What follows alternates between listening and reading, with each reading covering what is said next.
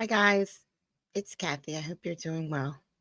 So, if you remember from yesterday, this is a 2-hour video of Furman.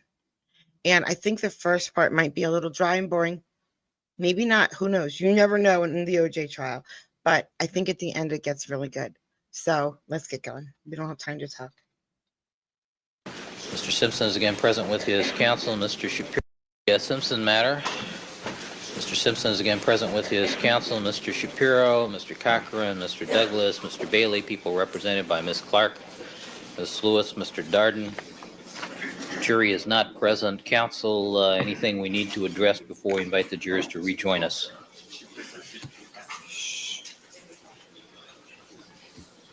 Thought we were going to discuss parameters of cross-examination or any other offers of proof. Anybody wish to be heard?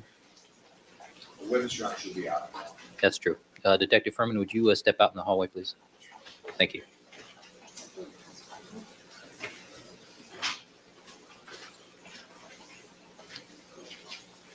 Good morning, counsel. I have furnished you in camera a number of incidents which we believe fall within the parameters of relevance. One as late as 1993. Police reports were turned over as to that incident.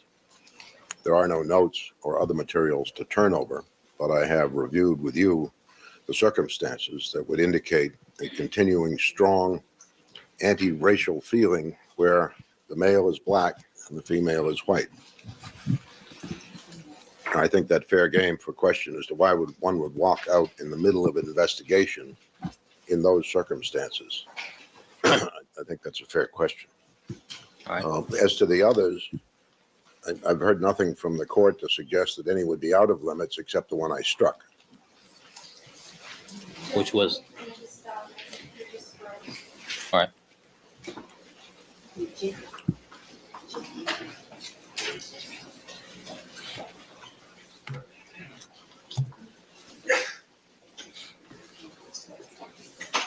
I just have the indication of the appearances of counsel on mine.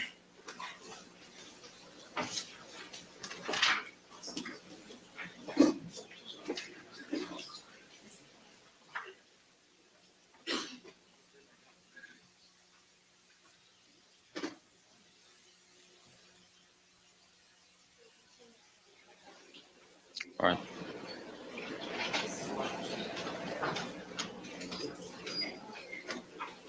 All right, Mr. Bailey, the in the 1054.7, we have to be necessarily oblique about this. In the 1054.7 hearing, in camera hearing that we had, are you withdrawing the last item? Yes, the one I told you I had some reservations about? Yes. Until further notice, unless something happens to corroborate or authenticate, I will not run with that accusation. All right, then let's address the police report issue then. I'm sorry, Your Honor, I've been corrected by Mr. Douglas. There is a written report with respect to that witness. It has not been turned over because the decision has not been made to call the witness. Obviously, if the incident is denied rather than explained, the witness will be called. If the incident is explained. Of course, this witness will be called. And of course, there's a whole bunch of discovery that has not been turned over. Of course there is. Explained rather than denied, there'll be no need to call the witness, unless there winds up a contradiction in recollections to what was said. But we're not relying on what was said, as you know, from the proffer. Well, I'm sorry, I take that back. Part of it was verbal. Yes. Part of it was pointing his finger at a judge. All right, but at this point, you are not going to offer that witness. Not unless there is a denial by this witness as to the incident. If there is.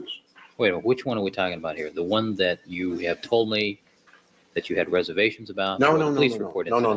Just strike that one from our discussion. All right. This is the police report. The police report. All right, but there is a statement. I'm told that there is. I have not seen it. All right. And it's dated January 23rd, a written report. Neither has the prosecutor. All right. Let me see what the people's response is as to that incident. Your counsel can't circumvent 1054.7 by saying if we get it based on the witness's answer, we'll know whether or not we need to call them, that person is a witness they reasonably anticipate calling. They can expect that if this is more of the same kind of nonsensical allegations that they've brought out from Kathleen Bell and others of her ilk, then it will be denied because it is indeed false. And they know that, and that means they reasonably anticipate calling this person, and they must turn this statement over. All right, Ms. Clark, let me ask Mr. Douglas. Mr. Douglas, your notes indicate that that January 23rd statement has been turned over. No, Your Honor. It was discussed in chambers. The decision was approved that we would turn over the statement, the police report statement. Right, but it was never represented to me that there was it was represented to me that there was no statement. There is a statement, Your Honor, of that interview of that person. All right. There is a report of an interview of that person. All right, hold on, let me get the proffer then, because my recollection is that the proffer that was given to me during the 1054.7 does not mention a statement. I have the proffer with me. All right, well, let me get my copy, because I have my notes on it. You see her roll her eyes? Oh, she's mad. I'm mad too. Criminals. Those lawyers are criminals.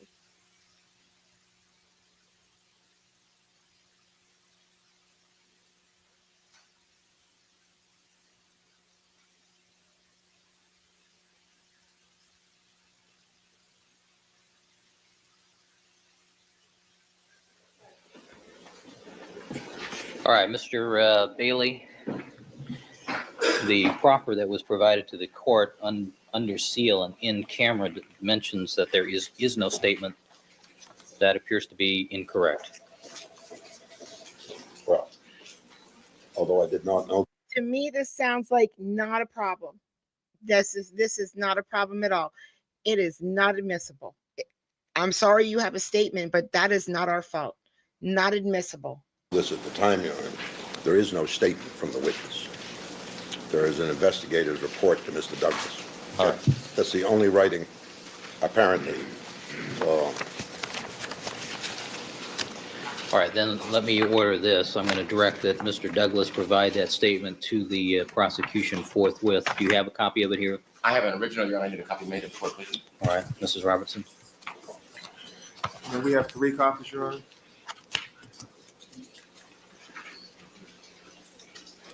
And counsel, what I propose to do is preclude discussion of that particular incident until the prosecution's had the opportunity to review this.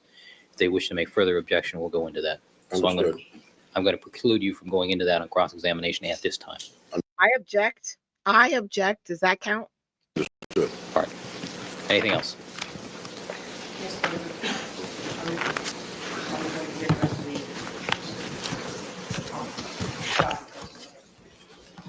Mr. Bailey? I've given it to the court. That was the ruling. No, it's not a ruling at all, Your Honor. The court ruled that we would discuss it sidebar or outside the presence of the jury. Correct. In the presence of the people. Any other offers as to other areas of cross-examination? We've already discussed Kathleen Bell. The court has ruled that that is fair game. You've been given the statement, or you're aware of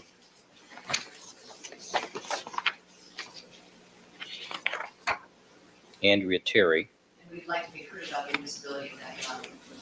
And we do not have a statement from All right, We're aware of news accounts. all right. Finally, we had an interview with her last night, but we want to be heard about the admissibility of that. All right. Ms. Clark. Andrea Terry.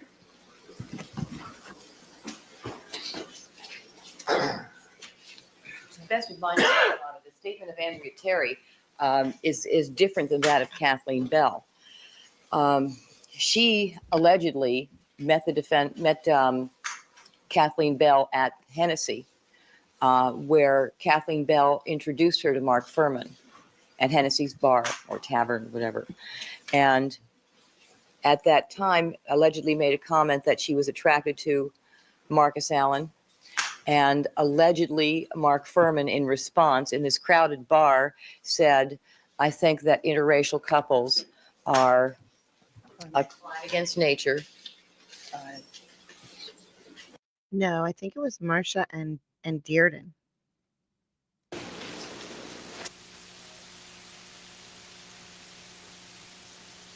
and that if he saw a black and white couple together in a car, he would find a reason to pull them over.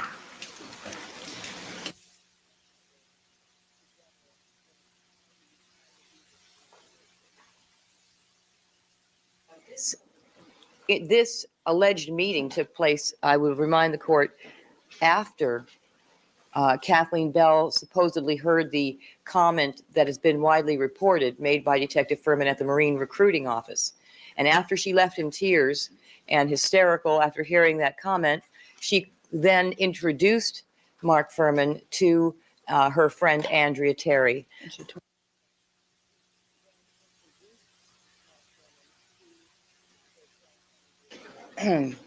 She introduced her to Andrea Terry for the purpose of them going out on a date.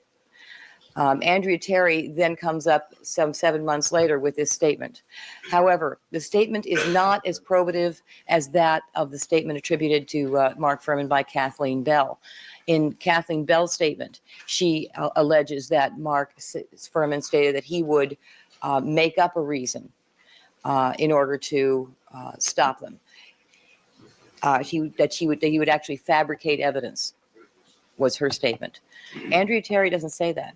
Andrea Terry states that he would find a reason. That does not mean that one does not exist. That means that he's looking for a reason and going with what he has. The allegation that is important in the Kathleen Bell statement is fabrication. That's missing from the statement in Andrea Terry. So Andrea Terry's statement is irrelevant and should be ruled inadmissible under 352. Mr. Bailey? Well, I think Ms. Clark is endeavoring to get you to decide credibility questions. That's not what we anticipate Andrea Terry will say. She'll say he made it very clear that he would pull him over because he was black and she was white. Now, for Ms. Clark to suggest he would then try to find a legal reason to justify what he'd already done is a little bit ludicrous. Certainly, that is probative in addition to corroborative of the same expression given to Kathleen Bell on a prior occasion, standing in front of the recruiting station after being introduced to Furman by Joe Foss, the Marine. Now, for a man who's never seen Kathleen Bell in his life, as Furman claims, having a witness who's with Kathleen Bell in Hennessy's would be enough all by itself. But his offer that it was a crime against nature for a black man to be with a white woman should in and of itself be enough to allow cross-examination on his racial bias. We claim that he's gone out of his way in this case to hurt a black man that he saw with a white woman in 1985 and knew thereafter because of the 1989 incident of their relationship. So I don't think Andrea Terry is even a plausible argument for prohibition. All right. Next matter is, I believe, Max Cordoba. Yeah. Max Cordoba is a black Marine, African American. As I indicated in the proffer, Max Cordoba was standing in the recruiting station when Detective Furman came up with some papers.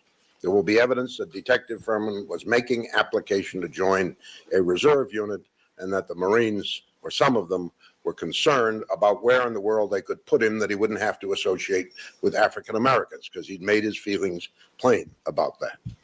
Now, as Cordoba is standing there and Furman approaches with the papers, Cordoba says, I really don't know anything about this application. You ought to see Ron, meaning Sergeant Ronald Rohr. At about that moment, Rohr, who likes to hang around at the place next door, as another witness will testify, starts coming across the street, and Cordoba says, hey, Rohr, your boy is here. And Furman turns on Cordoba and says, let's get something straight. The only boy here is you, nigger. And then Cordoba leaves the building, and Furman follows him out into the parking lot and repeats the same epithet. I think that showing of racial bias at the time we claim he was expressing similar views to a witness he denies meeting not only stands on its own as evidence of the bias he's now disclaiming, but also corroborates the likelihood that Ms. Bell in the same period of time would have heard these remarks. Ms. Clark? These allegations get more outrageous by the minute. And I'm stricken again by the preposterousness of the claims of the defense. Not only did these alleged incidents never occur, but the purpose for which they're being admitted could never have occurred. And Max Cordova gave us a statement that says none of that. We've interviewed Max Cordova long time ago. He never made such a statement. And he never alleged that Mark Furman ever made such a statement. And if the defense has a statement that indicates that he is going to so testify, we're entitled to see it, especially in view of the fact that we have interviewed Max Cordova twice, and he has never indicated any such thing to anyone who's interviewed him. Now, I think that what we have here is a false offer of proof by the defense, an offer that they're going to use to slur Mark Furman again unfairly in the eyes of this jury, and never produce the witness to back up this statement. Yeah, except Marsha, it's all the truth. What they're saying is all the truth, love. Because according to the statements he's given us, he never said anything like that. I have an answer for that.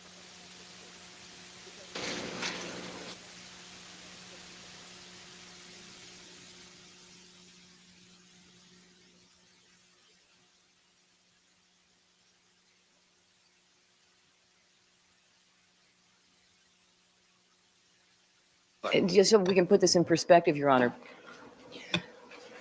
Mr. Cordova was interviewed on television and indicated that he always got along with Mark Furman.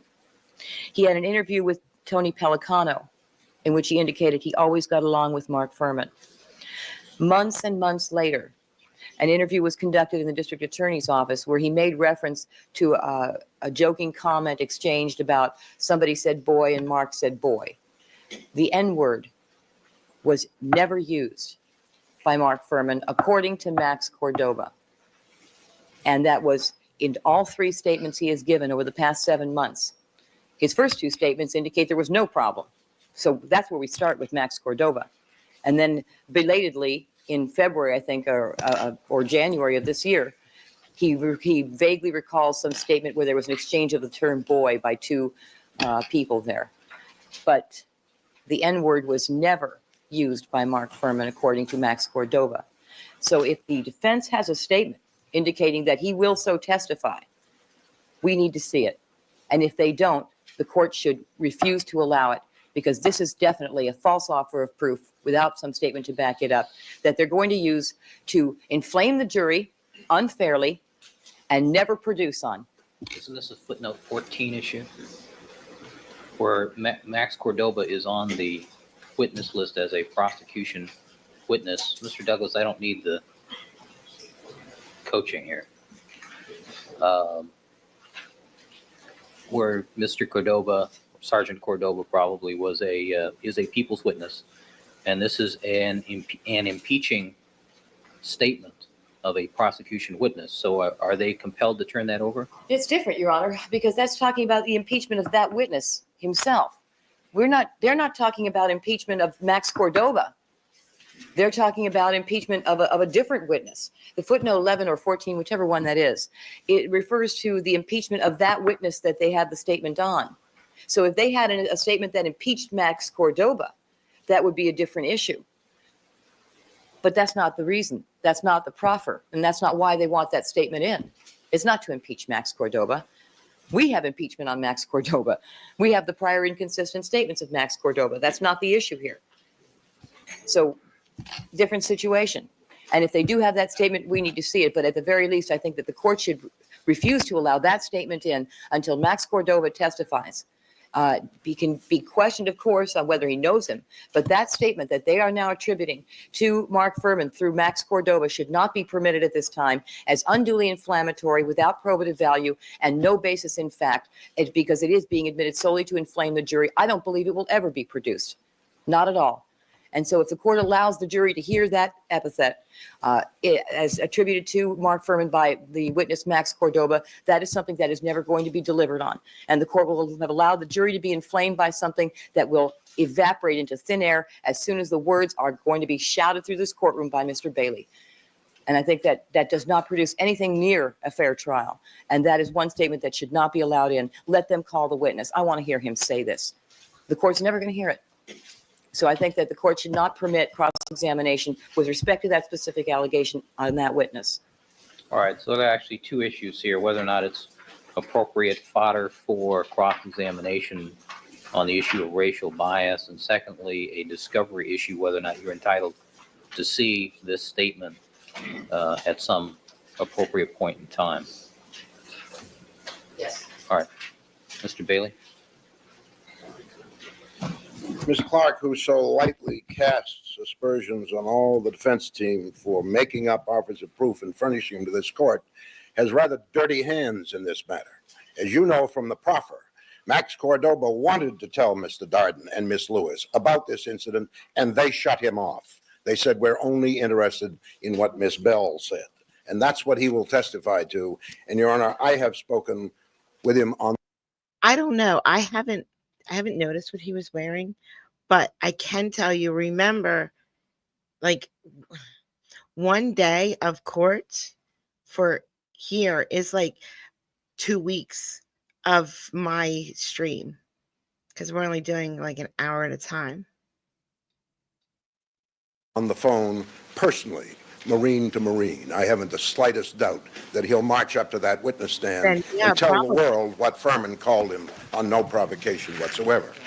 As far as discovery is concerned, there is no written statement. There are no notes that I know of.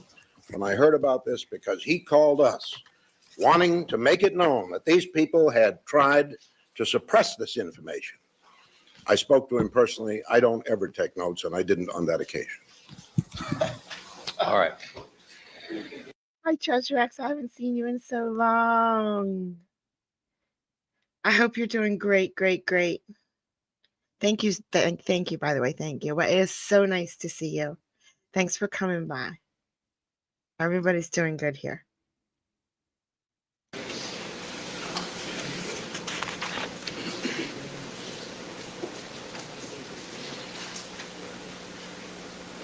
All right, Philip Coleman.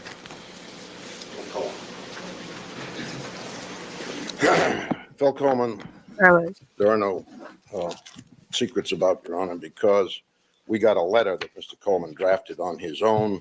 It was turned over to the prosecution a long time ago and promptly handed to the press by somebody. So it's been aired. But I think in view of what's in the letter, and the essence of it was that Mr. Coleman understood that Detective Furman was critical of the fact that white women were undressing in a business run by a black partner and a white woman partner, the black person being Mr. Coleman. He also understood that Mr. Furman had served in Vietnam and was applying to get back in the Marine Corps, and that he was very unhappy about Mr. Coleman's situation. Mr. Coleman himself had served in Vietnam and wanted to try to dispel any suggestion of impropriety that women were unclad in his store, and that somehow was offensive. And so at one point, Sergeant Rohrer, I believe it was, it's in the report, was standing with Furman in the parking lot between the recruiting station and Coleman's store. And he said, "Hey, Vietnam, come over here," obviously to make an introduction. Mr. Coleman walked up, stuck out his hand like a man, and Mark Furman folded his arms and turned like that away from him. Certainly no clearer act of disdain for a black person who associated with a white woman could have been given, absent any verbalization. For that reason, we think that that incident is admissible because, once again, it is close in time Glad. to the Nope. Cordoba and Bell and Terry incidents, wherein Detective Furman exhibited his racial bias of very extreme nature. And because these are proximate to one another, they tend to support one another. That is to say, if Detective Furman is going to say that Bell is a liar, he never met her. Terry's a liar, he never met her. If he did, he never spoke to her. And if he spoke to her, he never said those words. Joe Foss is a liar because Foss never introduced Bell to Furman. And Coleman is a liar because this incident never happened. And Cordoba is a liar because he never called him a nigger. Then I think the jury is entitled to find that the world is out of step with Johnny. And everybody lies but Detective Furman, if that's the story he wants to sell. Certainly they're entitled to hear of the incidents. Ms. Clark. Your Honor, all we're getting here is a lot of very dramatic posturing. Because when these witnesses take the witness stand, if they ever do, the court is going to see a very different story than what Mr. Bailey has laid out for the court today. You can rest assured, I want this film clip saved forever, because this is going to be very funny when the actual witnesses take the stand. Nevertheless, with respect to Mr. Coleman, all he has to offer is hearsay. He himself never heard Mark Furman say anything about interracial couples. He himself never heard Mark Furman say any racial epithet or slur. He himself was never privy to the conversation allegedly that took place between Kathleen Bell and Mark Furman. He witnessed nothing. He claims at some point in time that Mark Furman folded his arms when he was introduced. However, there's very little reliability to that statement. And it's no coincidence, by the way, that it all happened around the same time, because Kathleen Bell, Andrea Terry, Phil Coleman, and Max Cordova all worked in the same area and knew each other. And so it's not a real surprise that they've all cooked up these stories. Not at all. And what you will see when they testify, trust me, Your Honor, is going to be very different from what's been offered today. At some point, this gets cumulative and it gets ridiculous. We have Andrea Terry's statement that isn't even probative, because it does not go to the issue that compelled the court to admit the Kathleen Bell statement. It is missing that probative value. Philip Coleman has nothing but hearsay and folded arms to offer, which is under 352 of no probative value whatsoever. And it's an ambiguous gesture at best, if ever believed, by the way, which it will not be when all is said and done. And with respect to the statement alleged by Max Cordova, we have zero reliability to that. We have no statement, we have no notes, we have no tapes, we have nothing to establish that conversation Mr. Bailey refers to ever occurred. All we have are prior inconsistent statements, prior statements by this witness that are vastly different than anything that has been offered by counsel today. So we have a totally unreliable offer here that is cumulative to the issue, and that absolutely does not go to the interracial couple issue, the fabrication of evidence issue. I mean, we're talking about what should be even dreamed about as being admissible as to this witness. We get to the point that all we're doing is slinging mud at someone in an issue, in an area where, yes, credibility is an issue, but we have to attack on issues that are relevant to credibility. Whether or not Max Cordova heard him say the words attributed to him, that does not go to interracial couples, the fabrication of evidence, or the planting of evidence. The statement attributed to the detective by Andrea Terry does not go to the fabrication of evidence. And the refusal to shake the hand of Philip Coleman, another fantasy cooked up by the defense, which never transpired, that certainly does not go to interracial couples or the fabrication of evidence. The people respectfully submit to the court that what we have here is not a defense, it's a smear campaign. And this is not any of it relevant to the detective's credibility with respect to the actions he took on the day in question. Let's remember, this is a double homicide case. This is not a case concerning the character of Mark Furman with respect to the issues of race. This is a case involving the homicide of 2 murder victims and a junior detective who found evidence based on the statement of a witness. That's what we have here. And it's very important that we all remember that. Whatever anyone may ultimately decide about Mark Furman's personal life or personal views of the world has nothing to do with whether or not he is credible as an officer and with the issues that relate to his honesty and veracity. And that is a much more narrow parameter than counsel would have this court believe. But the court knows better. I know the court does, because the court has indicated what its rulings are based on, wisely so. We are talking about the character for truth and veracity. We are talking about whether there is a propensity to fabricate evidence with respect to interracial couples. That's what we're talking about here. And let's not forget that. Now, the rest of the impeachment that's been proffered by counsel has zero relevance, and the court will ultimately find, if they are ever called and the court does decide to admit their testimony, which I submit would not be proper, no credibility whatsoever. We have a situation here that is designed solely to inflame the jury and distract them from the issues at hand, and that is far more prejudicial than probative. And all we are going to do here is engage in this smear campaign so that the jury will forget that we have 2 people murdered and an officer who found key evidence based on the testimony of a witness who will not be able to be impeached with respect to what he heard and saw on the night of June the 12th. So I submit to the court respectfully that this is the court's opportunity to keep this trial on track and prevent counsel from engaging in the smear campaign that will mislead, confuse, and inflame this jury. Thank you, Ms. Clark. Court, no, and may the world long remember that Miss Clark characterized this evidence as funny.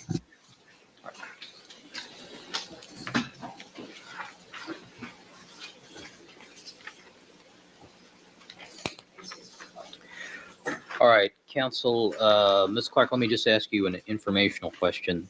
You indicated the prosecution has interviewed Andrea Terry, correct? I spoke to her last night.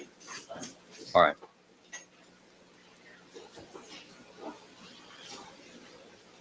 All right, with regards to Andrea Terry, I'm going to allow cross-examination as to that issue. It did involve interracial couples, and it did involve the manipulation of probable cause for the purposes of stopping, which is similar enough to the facts and situation of the allegations here. As to Max Cordoba, I'm going to allow cross-examination on that, however, only after the prosecution has had the opportunity to re-interview Mr. Cordoba as to this particular allegation, since there are no statements to be turned over. I don't think this is a footnote 14 issue, as Ms. Clark points out to the court. This goes to the impeachment of another witness, not to Max Cordoba himself. So I find that that is discoverable and that the prosecution should have the opportunity to interview Mr. Cordoba regarding that second statement. Mr. Furman, as a result, will not be released as a witness, but will be kept on call and subject to recall.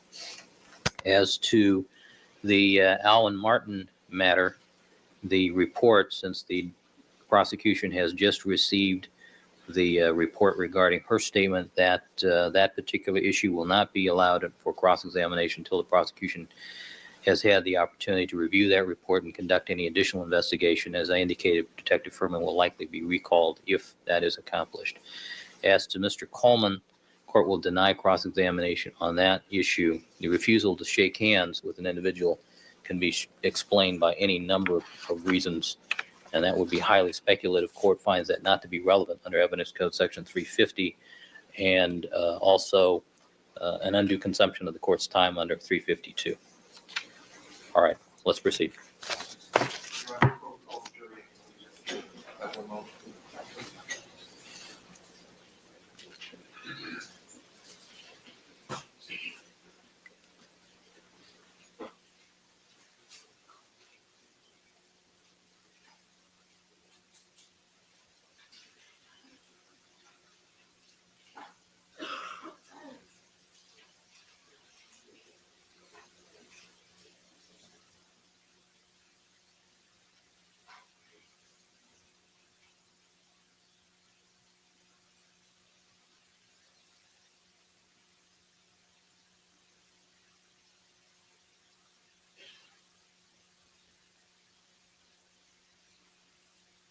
Your Honor, the statement just given to us, generated on January 23rd, is stated to be a draft and incomplete. There are many aspects of the statement that are ambiguous, and clearly this is not their final report.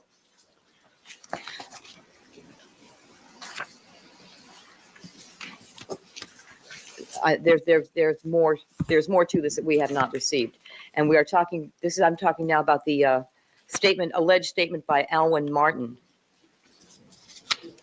Mr. McKenna's here. Let's put him on the stand. Miss Clark is usually talking to her hat. There is no further report and won't be until Furman denies it. Then we'll be back talking to her again.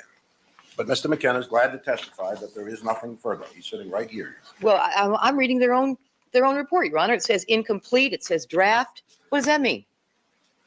I mean, isn't that clear? When we write draft, we write incomplete. We write first version. Same thing. It means there's a second version. It means there's more. No, it doesn't. Or at least there are additional notes. Yeah, let's put Mr. McKenna on the witness stand. I want him under oath. That sounds good. Nope, we're not going to do that. Ms. Clark, at least not at this point. The thing is, I've given you the opportunity to review the statement. I will not allow cross-examination as to Ms. Martin's statements unless and until you've had the opportunity to review this. I'll give you the opportunity to talk to Mr. McKenna to see if there are any other notes. And my recollection is that this is listed in the discovery index and with regards to the availability of notes and other things. So we can take that up later. We've kept the jury waiting for a considerable period of time. My preference would be to, since I'm precluding cross-examination on that issue anyway at this point, why don't we proceed with what we have with the detective?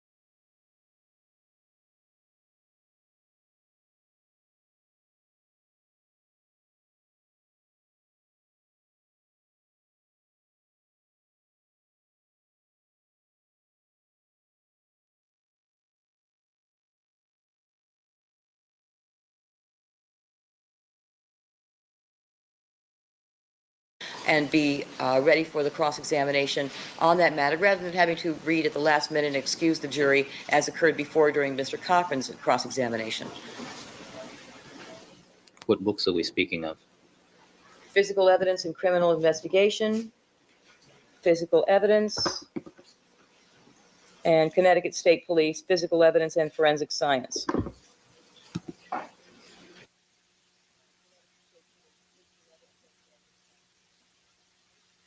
Right, I don't recall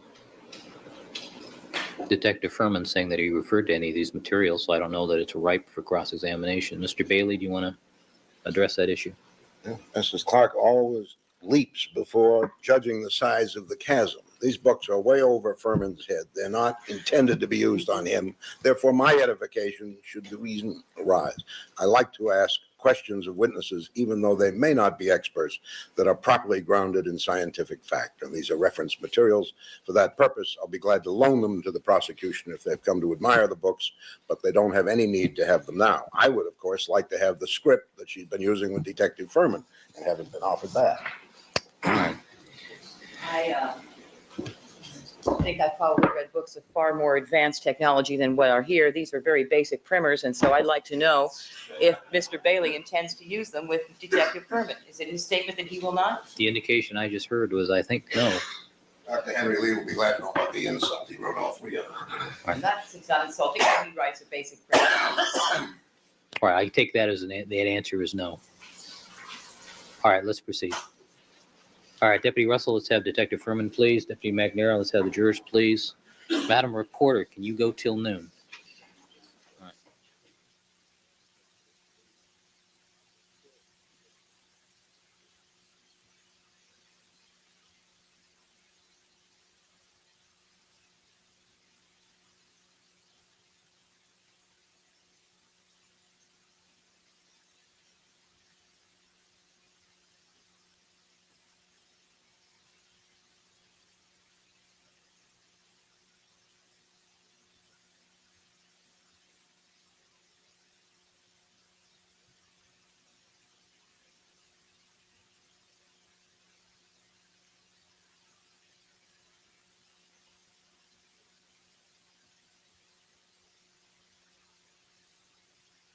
Ladies and gentlemen, my apologies to you for the delay in getting started. We had a number of issues that we had to take up at the beginning of the court day, and we're just getting around now to the presentation of evidence. I'm sure you understand the problems and difficulties that we often have. All right, present in the courtroom is Detective Mark Furman. Detective Furman, would you please resume the witness stand?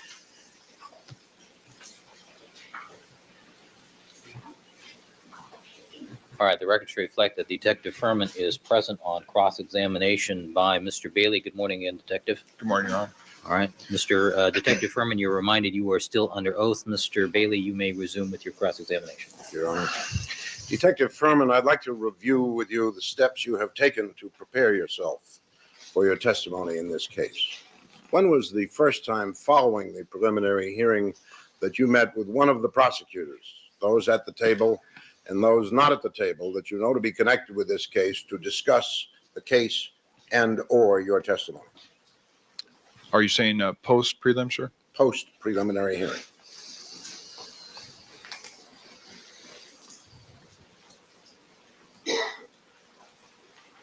Probably within the last month and a half. Do I understand that there has been no contact between you and any of the prosecutors in this case up until 1995? So we haven't talked about this testimony. No. About this case, Detective Furman, you are very much a part of this case, aren't you? Yes, sir. And you caused that by finding an important piece of evidence, didn't you? Yes, sir. You knew full well that once you came up with a piece of evidence of that sort, wasn't anybody could get you out of this case because you're an absolutely essential witness, right? Did you know that? What's the objection? Withdrawn? Right, thank you. The objection was withdrawn. Sir, the way you phrased that, get me out of this case, I wasn't trying to get out of this case. No, but somebody was trying to get you out. You told us that in some detail yesterday. You were out, you thought. Oh, you mean the responsibility of the case? Yeah. Yes, sir. Okay. You thought you were off the case as a detective. When you stood for an hour at the intersection of Dorothy and Bundy, you thought you were through, didn't you? I'm still a detective, sir, but as far as being the lead investigator, yes, that's correct. You thought you were off the case. Isn't that what you told us yesterday? Yes. Okay. But when you turned out to find this glove over at Rockingham, you knew that you would be on the case as long as it lasted, didn't you? No. You didn't know that the glove could not be put in evidence in a criminal case without the person who found it saying under oath where he found it? Objection. Objection. Since that's not evidence, calls for an incorrect legal conclusion, speculation. And Sustained. two completely separate. Did you believe No, what do you mean sustain? that you would be an essential witness if you were the first to find an important piece of evidence? Well, I couldn't make that determination at that time, sir. I didn't even know what the implication of the glove was. Well, you told us the minute you saw it, you thought it looked like the one on Bundy, didn't you? Yes, sir. Oh. I thought it looked Well, like. you're a trained detective. Excuse me, counsel. From yesterday, both of you, Detective Furman, let him finish answering the question before you start the answer. Mr. Bailey, let him finish the answer. Fine. Thank you. Okay. You're driving the court reporter nuts. Well, that we certainly don't want to do. Detective Furman, had you finished the answer you were giving? I'm not sure. If you'd repeat the question, I'll give you another answer. Did you tell us yesterday that when you spotted this glove, as you claim, that you recognized So we barely talked about the glove, but we've spoken about the 11 cents over and over and over again. Who found the 11 cents? Did they tell us? Was it a big deal? Who found the money on the ground? I don't know, nor do I care who found the 11 cents. I do not. Or the ice cream. I don't care who found the ice cream. I don't care who found the glove. it as one that looked similar to the one on Bundy? Yes. And that you knew that the one on Bundy, I believe you said, was a left-handed glove, or believed it to be, did you not? No. Did not. You noticed that this appeared to be a right-handed glove. Yes. And the reason that you had three detectives in three separate trips trample back along that path was because you wanted to point out to them the fact that this glove looked like a match for the one they had seen over at the crime scene on Bundy. Isn't that true? Not entirely. I just wanted to show them the evidence that I thought I found. Didn't you say to them, in my view, this looks similar, or words to that effect? I believe I said that to Detective Phillips, but I don't believe I went into that detail with the other two detectives. No. Did you say anything when you took Mr. Van Adder back there? Anything at all? I'm not sure exactly what I would have said. I believe Detective Phillips talked to Van Adder and Lang. They joined me, and I took them back the path. I didn't ask you that, sir. What I asked you was whether or not, during the trip you have described, trip number 2, actually number 3, if you count your own, with Detective Philip Van Adder, the boss in this case, did you share with him your observations about the glove, or did you just remain silent? I could have shared those observations, yes. I don't recall specifically. You recall Phillips, but you don't recall Detective Van Adder, is that right? Initially, I just remembered talking to Phillips. All right. Now let's go to Detective Lang. You thought it was important enough to bring the third member of the 4-man team back to look, didn't you? Yes. Okay. And did you tell Detective Lang your thoughts about the relevance of that glove to your investigation. I don't believe I talked about relevance. But without using the word relevance, just police talk. Did you say this looks important, Tom? No, No. What did you say? I said it looks like it could be similar to the one on Bundy. Okay. Now, you have told us a number of times that one of the things you noticed about the glove was that it was moist and sticky, Yes. correct? Yes.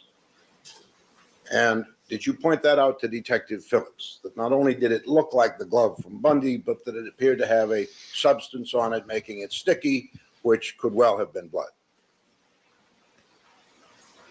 I'm not sure if I did or I didn't. But it had been through your mind, had Yes. and the sticky part, I take it you observed when you took that little tiny flashlight of yours and shined it on the glove and saw something of a shiny nature, as opposed to a caked or dry surface. It appeared that it had somewhat of a gleam or a glisten to it. Okay. Now, my question is, did you bring that to the attention of Detective Phillips? I could have. Did you bring it to the attention of Detective Lang?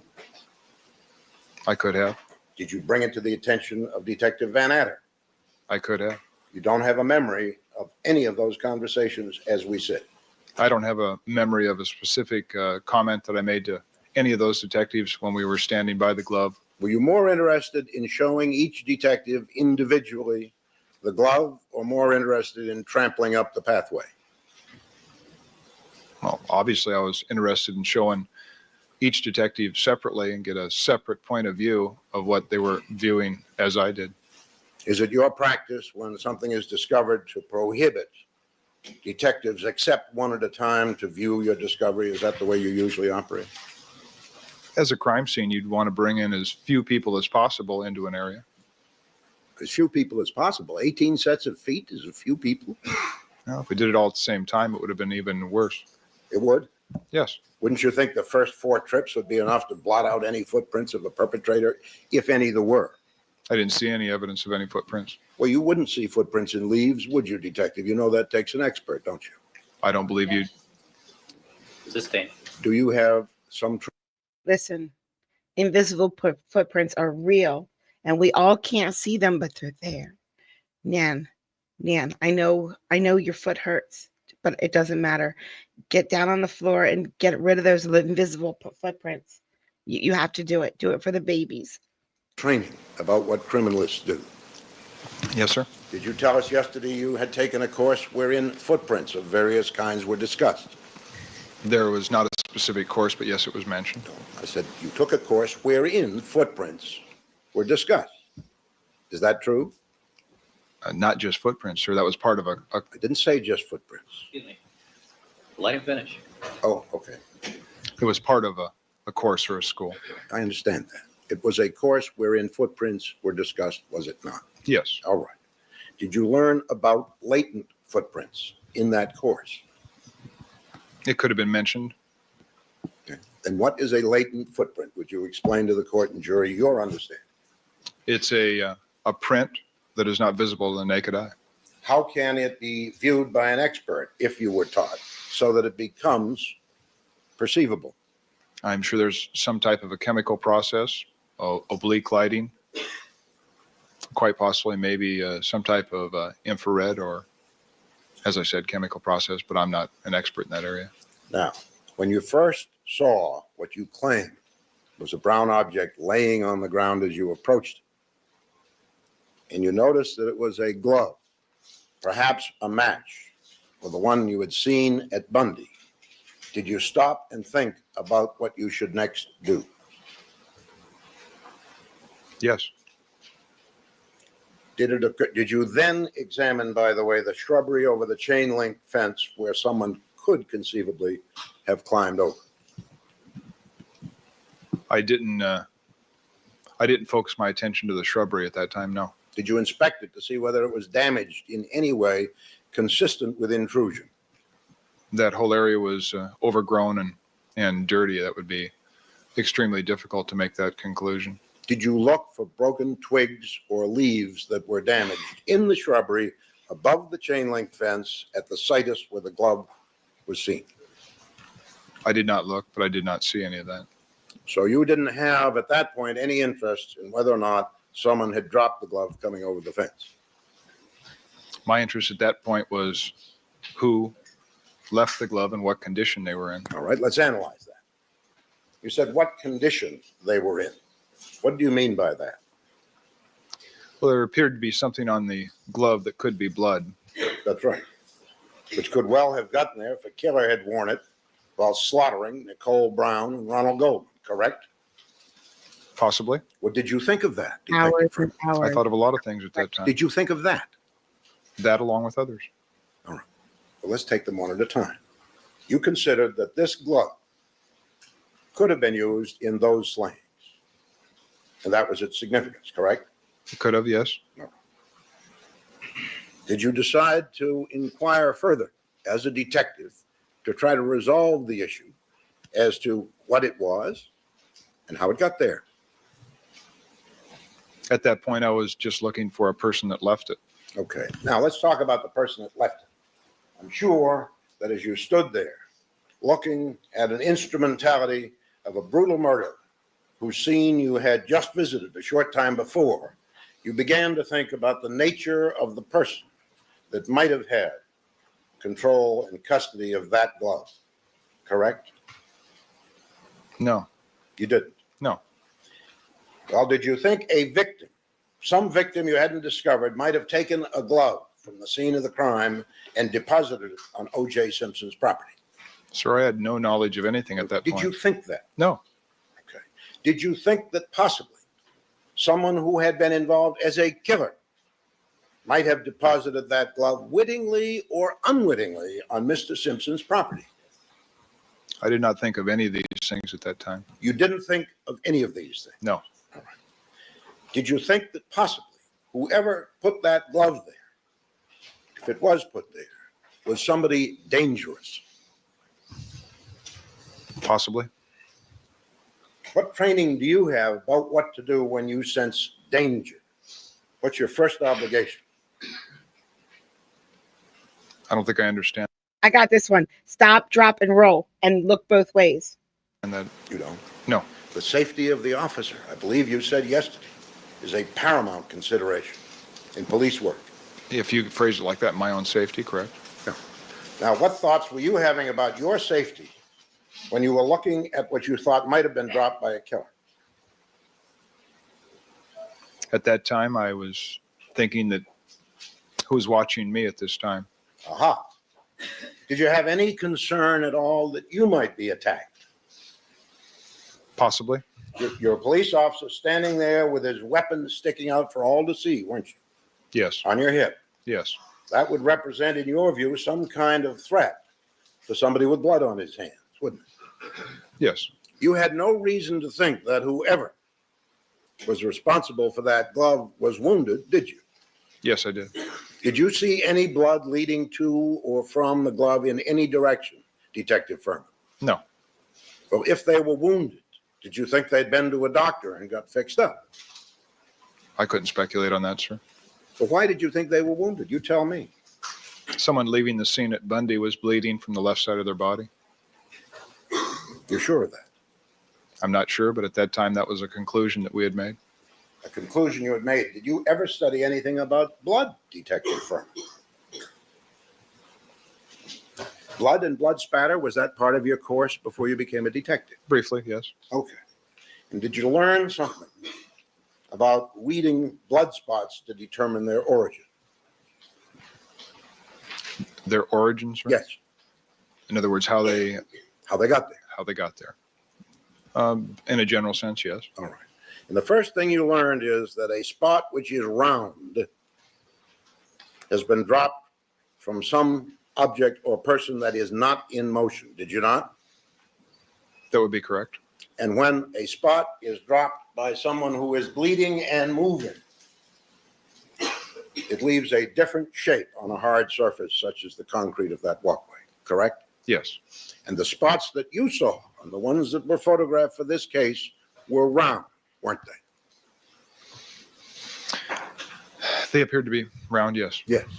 And so if this was associated with a killer, what you were reconstructing and detecting in your own mind was someone leaving the scene of a very bloody double assassination and periodically stopping and dripping as he went. Is that what you thought? No. But you knew that they weren't dropped by anyone who was running just from the shape, didn't you? I'm not an expert in that field, so I didn't know exactly what transpired on that walkway. Just had enough training, you told us. I didn't say To I had enough. recognize, sorry, I hadn't finished the question. Right. May I finish the question? Absolutely, sir. I believe you said you had enough training to recognize that a round spot was not made by something in motion. Didn't you say that? No, Oh, you did? no. I said a round spot was consistent with someone that is not in motion, but I never viewed those drops to any more than extent that to say that they were round. I never went back and inspected them. I understand you're a detective in this case and the first one on the scene to do any real detecting, weren't you? Yes. And these were pointed out to you by a patrolman named Rick, right? Yes, sir. Well, did he take his rather powerful flashlight and stop at each drop and illuminate it so that you could view it? We did not pause at every drop, no. What did you do? Just run by and catch him on the fly? No, How did you view them? He's explaining the scene. He's walking us through the scene. Oh. We did not stop and inspect every piece of evidence for a long period of time at that time. Well, let's back up then. Do you now wish to say that you don't know, as of that evening, didn't know whether they were round or otherwise? I'm not saying that, sir. I'm saying they appeared round, but I'm not an expert to determine how or at what height or at what speed the person's moving. I can't testify to that. I thought you said you learned in school that round is inconsistent with motion, period. Is that what you meant to say? No, it isn't what I meant to say. Okay. Do you know, or were you ever shown what a blood drop looked like? Not at all what he said, and you keep saying that's what he said. He said a round spot is consistent with someone standing still, but that doesn't mean someone moving cannot produce a round spot. Looks like if it has been dropped on a hard surface by someone moving? Yes. And do you know that the faster the person is moving, the more elongated the shape of the drop as it comes to rest? Yes, it would. Okay.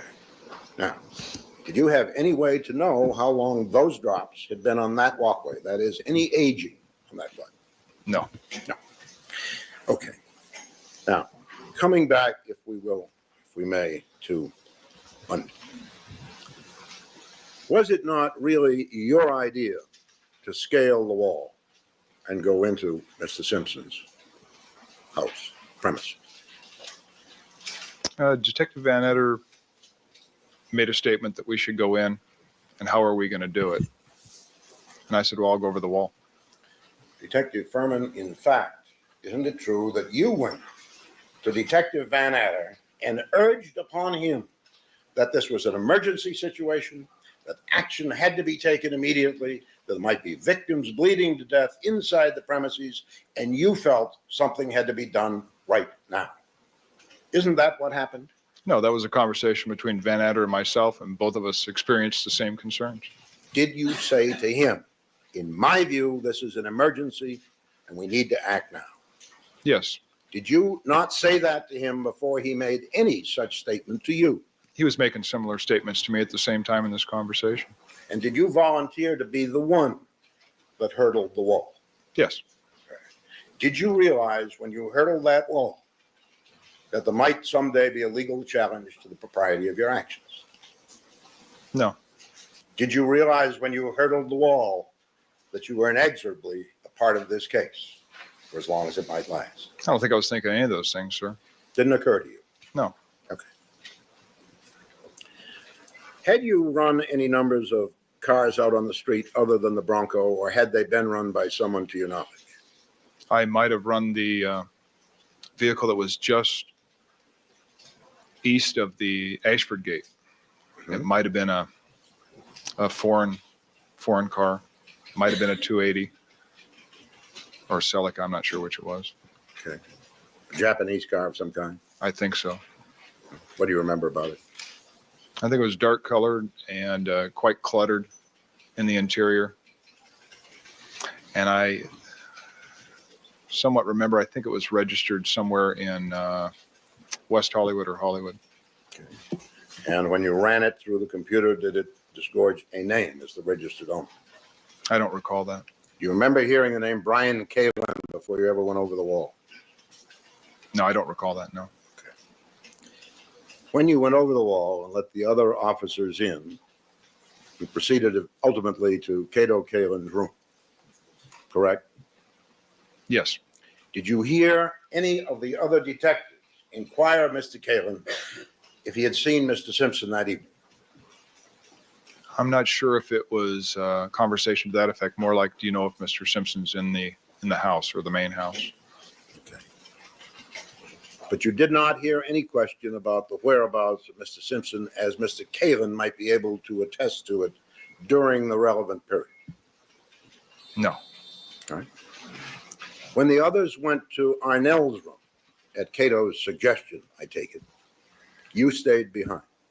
yes, Had anybody directed you to stay and question Kalin? no, This is something you decided to do on your own, is it not? yes, Did you go to the lead detective or any of them, since they were all your superior, and ask permission to interrogate Cato Kalin? no, Did you ask permission of any of them to test him for sobriety or drug use? no, Did you ask permission of any of them to search his premises? no, sir. Now, when you began to talk to Kalin, you said you didn't know who he was. No, Do you represent that you didn't understand that it was his car parked outside the Ashford gate? no, I did not know that. Did you ever question him about whether or not he had an automobile nearby? I did not know. Did you view him as a suspect? He didn't appear to be so much a suspect, but then again, I didn't really know what his function was at the house. Did you ask him what clothes he'd worn that night? Yes, Did he show you?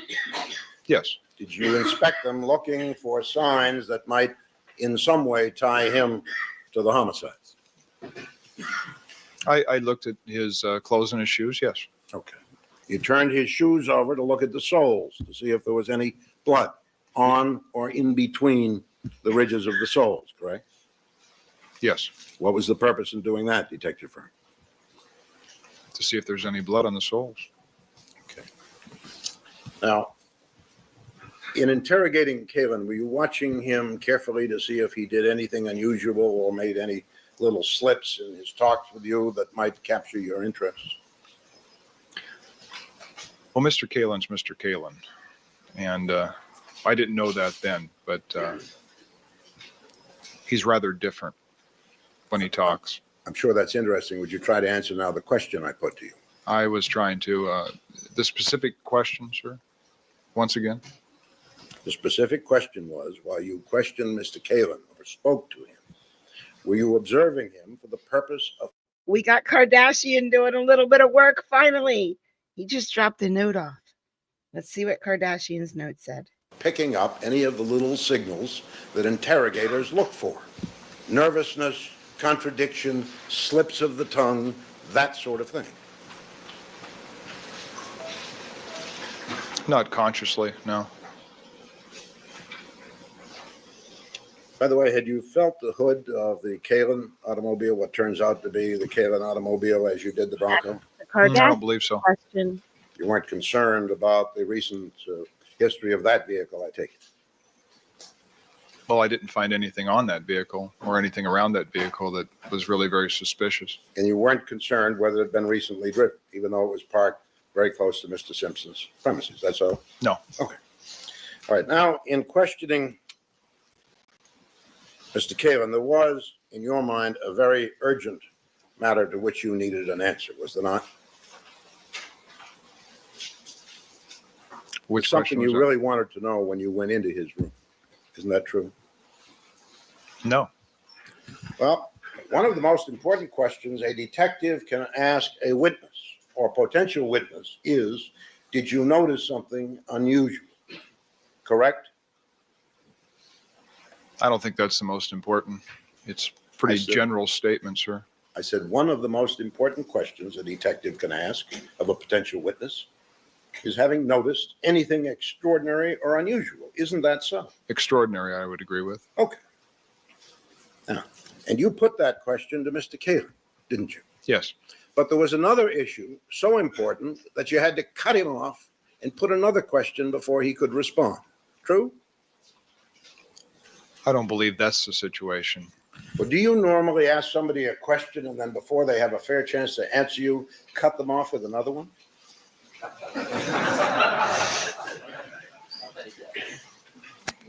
Mr. Kalin wasn't exactly quickly responding to certain questions. And that's to the best of my recollection, while I probably came up with another question.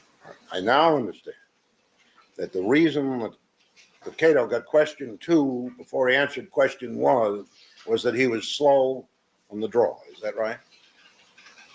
Yes, When did you first tell somebody that, Detective Furman? I was never asked that. You never were? No, sir. Well, you volunteered that you cut Cato off in prior testimony, didn't you? Yes, sir. You didn't say anything about him being slow to respond then, did you? No. Is that something you recently remembered? No.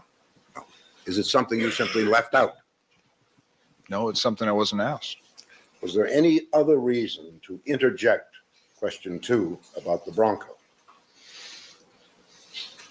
It was a question that we wanted answered. I think it was important to know if Mr. Simpson was home. What was important to you, wasn't it? It's important to all of us. Had you been directed by anybody to make that inquiry of Cato Kalin? No. So I take it now, at this point, having been to the Bronco and hurdled the wall, and you're interrogating Kalin, you viewed yourself as a detective very much in the case, Oh, I'm always a detective. Yes. in the Simpson case. Is that your perception of yourself? Yes, I was asked to assist those detectives, yes. Now, Mr. Kalin told you that that car normally was driven by Mr. Simpson, correct? Yes, I believe he said it was OJ's vehicle. And you asked whether he had driven it that night. I believe I did, yes. And Mr. Kalin responded he thought so, but he wasn't sure. Correct? I believe so, yes. Then you got back to the question about unusual occurrences. Correct? Yes, sir. And the word you used in speaking with Cato was unusual, wasn't it? Yes.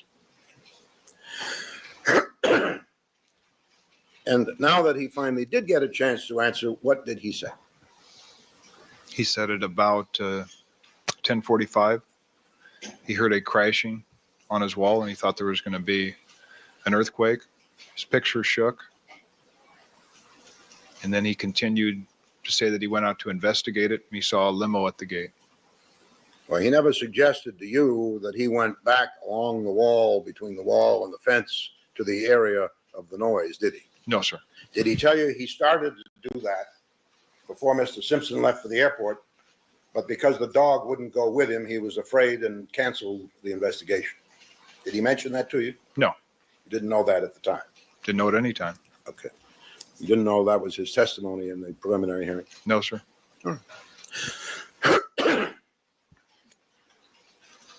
Did you discuss with Cato whether or not he'd ever heard sounds like that before? No. Did you discuss with him possible causes of such a sound? No. Did you ask him to relate it to any other experience so that you might better understand what could or could not have caused that disturbance? No, sir.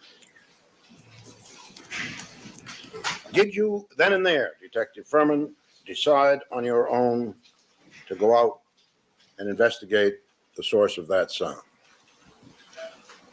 I decided to go out and try to orient myself with the property and see where that sound could have come from. Yes. And did you decide that you would go to the probable source as described by Mr. Kalin by relating it to an air conditioner which plainly stuck through the wall? I think when I went to the south border and I saw the path, I walked down the path as a continuation of discovering where that sound or that wall was located. But we're still back in Cato's room. I'm asking whether or not, before you ever left that room, you made a decision that you would go investigate the source of the sound. I believe when I walked him into the house and I walked through the house, when I told Phil, why don't you talk to this guy at the bar? I think I had decided to go out and try to figure out where that sound came from on the opposite side of the wall. Yes. And I'd understand that this was a decision made while walking. Yes. Okay. When you left the room, you hadn't made the decision. I don't know exactly when it happened, but I would, to the best of my recollection, it'd be when I was walking into the house. Yes. By the time you got to the house, you had made the decision. Correct? I didn't really, I can't really recollect exactly at what step I did, but I was walking him in, asking him to sit down. And as I walked out to try to figure out where that sound would have come from on the other side of the wall. So during that period between Kalen's room and the front door of the residence, or telling Van Adder if he would talk to the man at the bar, between that period I did. Detective Furman, is it not true that as you decided to walk out to the source of the noise, you decided to go alone? I was already alone, sir. No, you were with Kalen, who could have taken you out there, I suppose. Could he not? I'm sure he could have. You were with Detective Van Adder, the lead, with whom you never discussed your plans, correct? No, I wasn't with him. I yelled to him. He was in the kitchen. You were in the same building with him, were you not? Yes. You are the gentleman that had to stand at Dorothy and Bundy for an hour for a lack of instruction. Are you not? Yes. And you decided, without confiding in anyone, to go alone behind that building, correct? Correct. Did it occur to you that Mr. Kalen might be able to assist you in pointing out the exact source of the noise as he reconstructed it? Do you think of that? No. Never thought of that. No. Did it occur to you that there might be danger lurking out there in the darkness in the vicinity of the south wall? At that time? Yeah. No. That thought never crossed your mind? It wasn't present. It wasn't foremost in my mind. No. Had it up to that point crossed your mind that there might be what you call a suspect in the vicinity, Detective Furman? There was a possibility, but it seemed very remote. How did you discard that possibility at the time you decided to make this solo investigation? I didn't discard it. It just wasn't foremost in my mind. You're telling me as a police officer that having once been apprehensive about possible physical harm to yourself, you were able to turn that aside. Is that correct? Now, I don't understand about the physical harm, sir. What caused your concern to dissipate, if anything, Detective Furman, about your safety? I still don't understand, You sir. don't understand that question. No. At what point? Do you understand that at some point prior to climbing the wall, you expressed the notion that there might be suspects around? Do you know that? Yes. All right. Suspects in the premises means, in this case, someone who might be connected Thank with a you. double murder, doesn't it? Thank you so Yes. much. That person should always be considered by any intelligent officer to be potentially armed and dangerous. Is that not so? Yes. Did you give consideration to the possible existence out there in the Simpson shadows of someone who was armed and dangerous? At that point, it was somewhat remote since we had already entered the house. Now, having entered the house, shielded you from any danger by the south wall, is that what you're telling us? No, of course not. You understood something unusual had taken place out there, correct? No, that was Cato's description, something unusual. That was what he described. Well, you thought it was important enough to go right out there, didn't you? I thought it should be investigated. All right. Do you normally order Phil Van Adder around? No. Did you in this case? No. Did you instruct Cato Kalen to sit on a bar stool? Yes. Why did you instruct him to do that in a house where you were the guest and he was a resident? I wanted him to sit there. Sustained. Had you learned by that time that he lived in that bungalow? Yes, I concluded that. All right. Why would you instruct him to sit on a bar stool? So I wanted him to sit there. Why did you want him to sit there, Detective Furman? So Detective Van Adder or another detective could talk to him. That would take care of two of them, wouldn't it? To a who? If you instruct Van Adder to go and talk to Caleb, That ties up 2 of the 4 people that were with you in the house, or the 5, doesn't it? Having a conversation. Oh, you understand my question? No, All right. Would you agree with me, Detective Furman, that everybody's got to be someplace, I agree. and that one person can't be in 2 places? Agreed. So that if you cause 2 people to join together in a conversation at a specific place, it is unlikely that they will be at any other place until the conversation is over. I would agree with that. Okay. Now, I'll ask you one more time. Did you use words of instruction to Phil Van Adder, telling him, without suggesting any subject matter, go talk to Kalen? Not in that manner, but yes, I did. All right. You had already formulated a plan that you were going to look out behind the building in the darkness for something, correct? No, You had not? I didn't even know if that was accessible from the front of the residence. Didn't you tell us that as you walked from the bungalow to the house, you had made a decision that you would go look at the source of the noise? I wasn't even, I'm sorry, did you say that? yes, Okay. Well, then at the time you said, Phil, go talk to Mr. Kalen, you were on your way, weren't you? yes, You didn't hesitate at all. Once that utterance was out of your mouth, you kept right on moving. yes, You saw Phillips on the telephone, yes, I believe so. and did you see Detective Lang?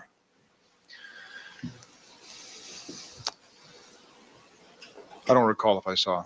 Was he in the proximity of Arnell Simpson, apparently engaged in conversation of some sort? He could have been. All right. That's 5 people in the house, correct? After Yes. you leave, all engaged in doing something, right? Yes, Now, take us back, if you will, to your initial training about the buddy system, both military and police. Did you not say that it is axiomatic that you don't go in alone if danger could possibly be present? well, considering certain situations, that would be desirable, yes. Let's look at this situation. You were investigating what you have called, in your own testimony, an extremely significant homicide, weren't you? Yes, Okay. Probably the most serious that you had encountered among the 11 on which you had worked. Is that a fair statement? yes, sir. Okay. And you had seen evidence that somebody, either psychotic or psychopathic, had brutalized 2 human bodies with something, correct? Yes, sir.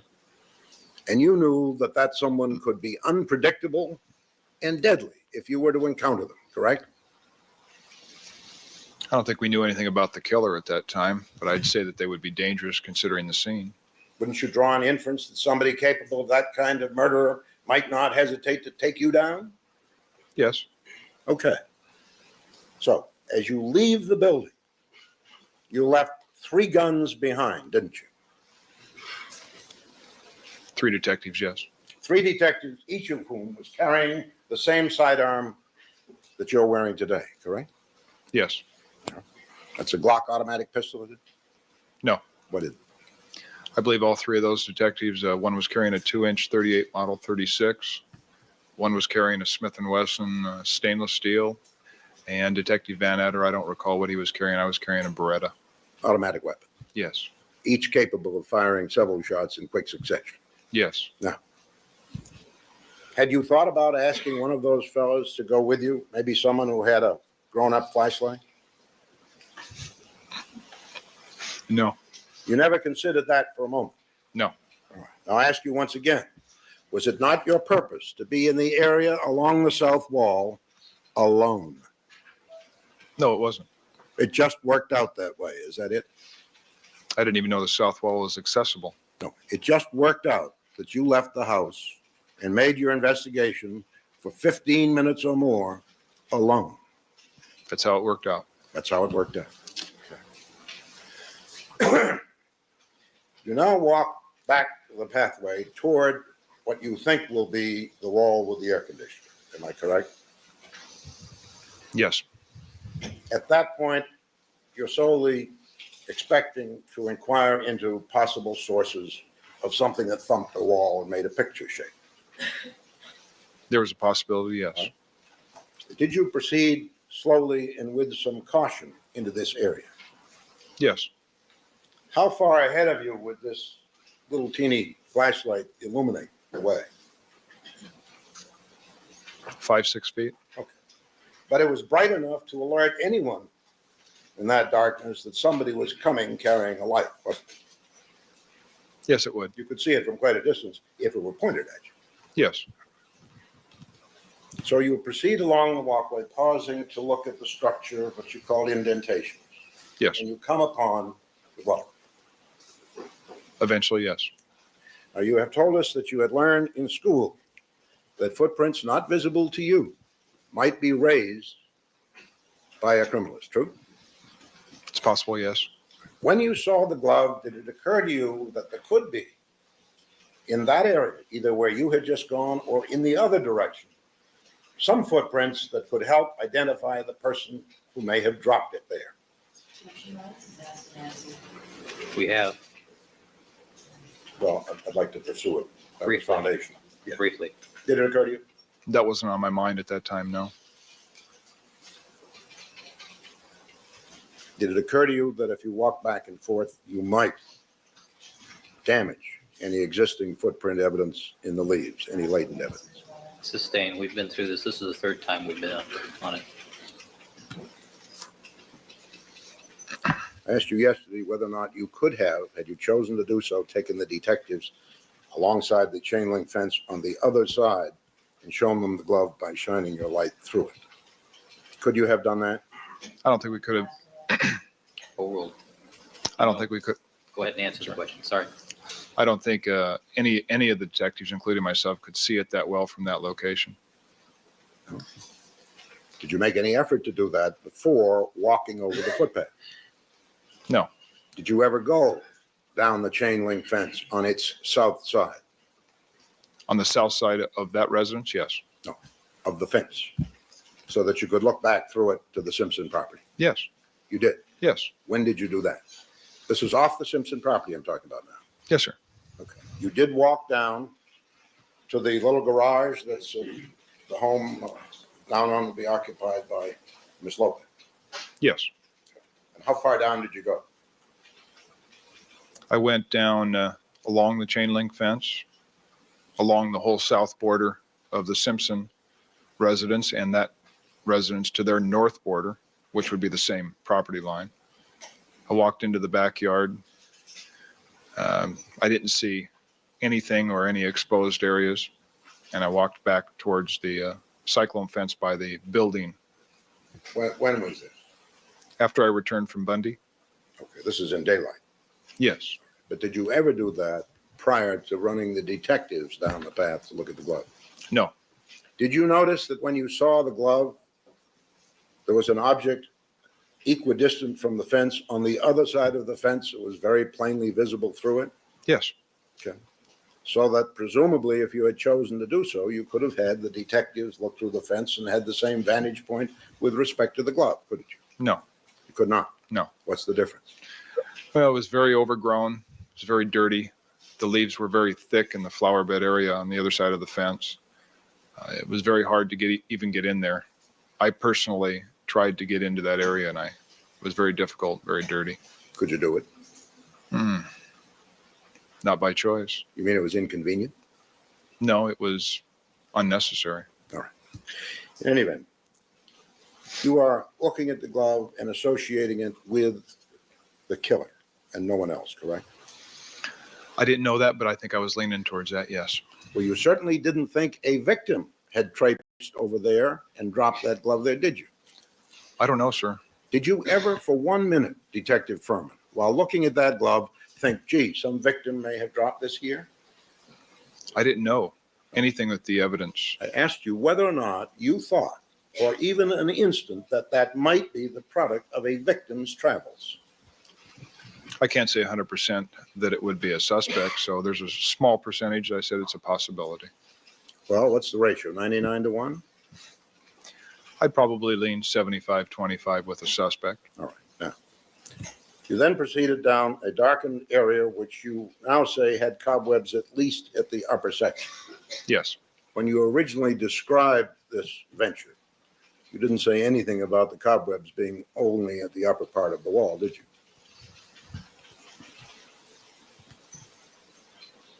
I think that's the only place I felt them, so I wouldn't have gone into anything lower. But that wasn't my question. My question was, when you earlier described this in July, you didn't mention anything about the location of the cobwebs other than being east of the point where the glove was, correct? I think that's correct, yes. All right, yeah. Would you review with us, please, what you did for the 15 minutes? Now 7 after 11.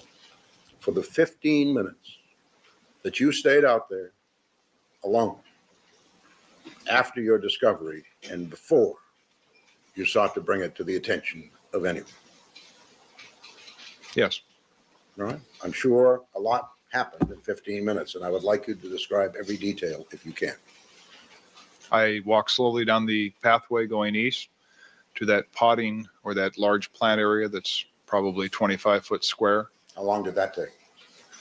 That was probably several minutes back there because it's very overgrown. I tried to see where the east property, if there was a fence, was very overgrown. I'm not sure if it was bushes or ivy. I looked in that area, looked for any evidence of anything that had been dropped or any blood evidence. Where did you look?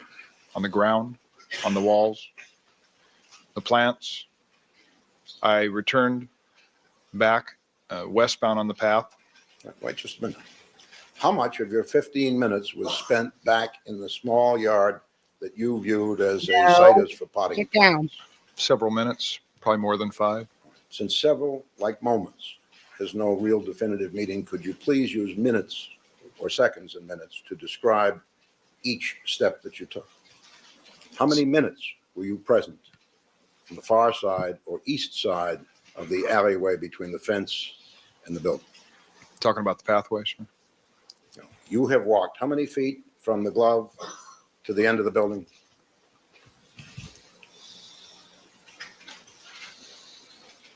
$75.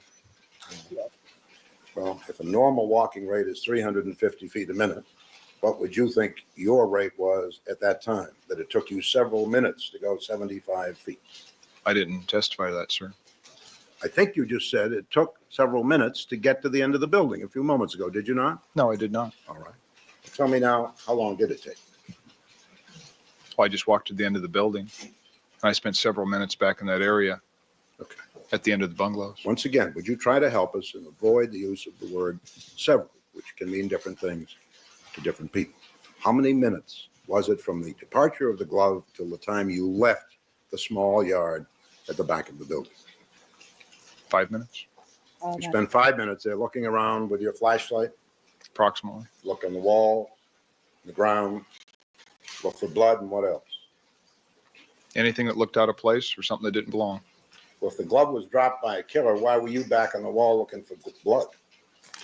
Well, first I was looking for somebody that might have collapsed or left the glove, but I didn't see anything obvious in that area.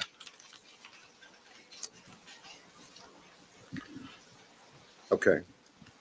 5 minutes is about what it took to investigate that little yard. Approximately. Okay, what did you next do? Walked back westbound on the path To where? to the air conditioner. I looked around that area. How long did you spend looking around the area of the air conditioner?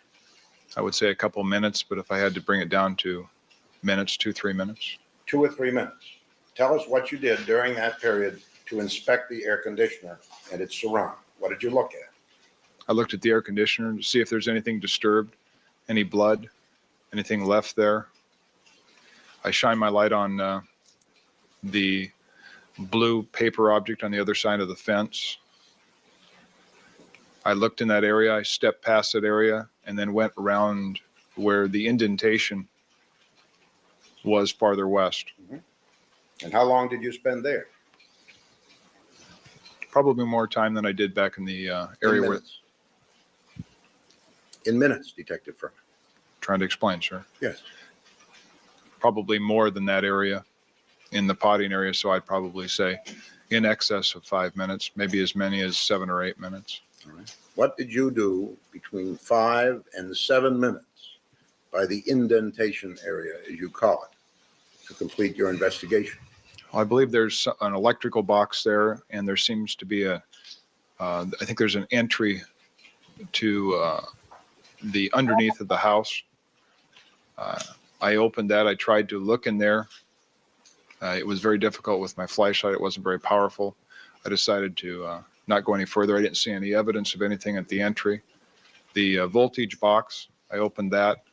I looked in that area for any type of physical evidence. I saw none, so I returned to the front of the house. Why were you looking in a voltage box at that point? I didn't know, sir. I was just looking at any area that could have housed something or somebody.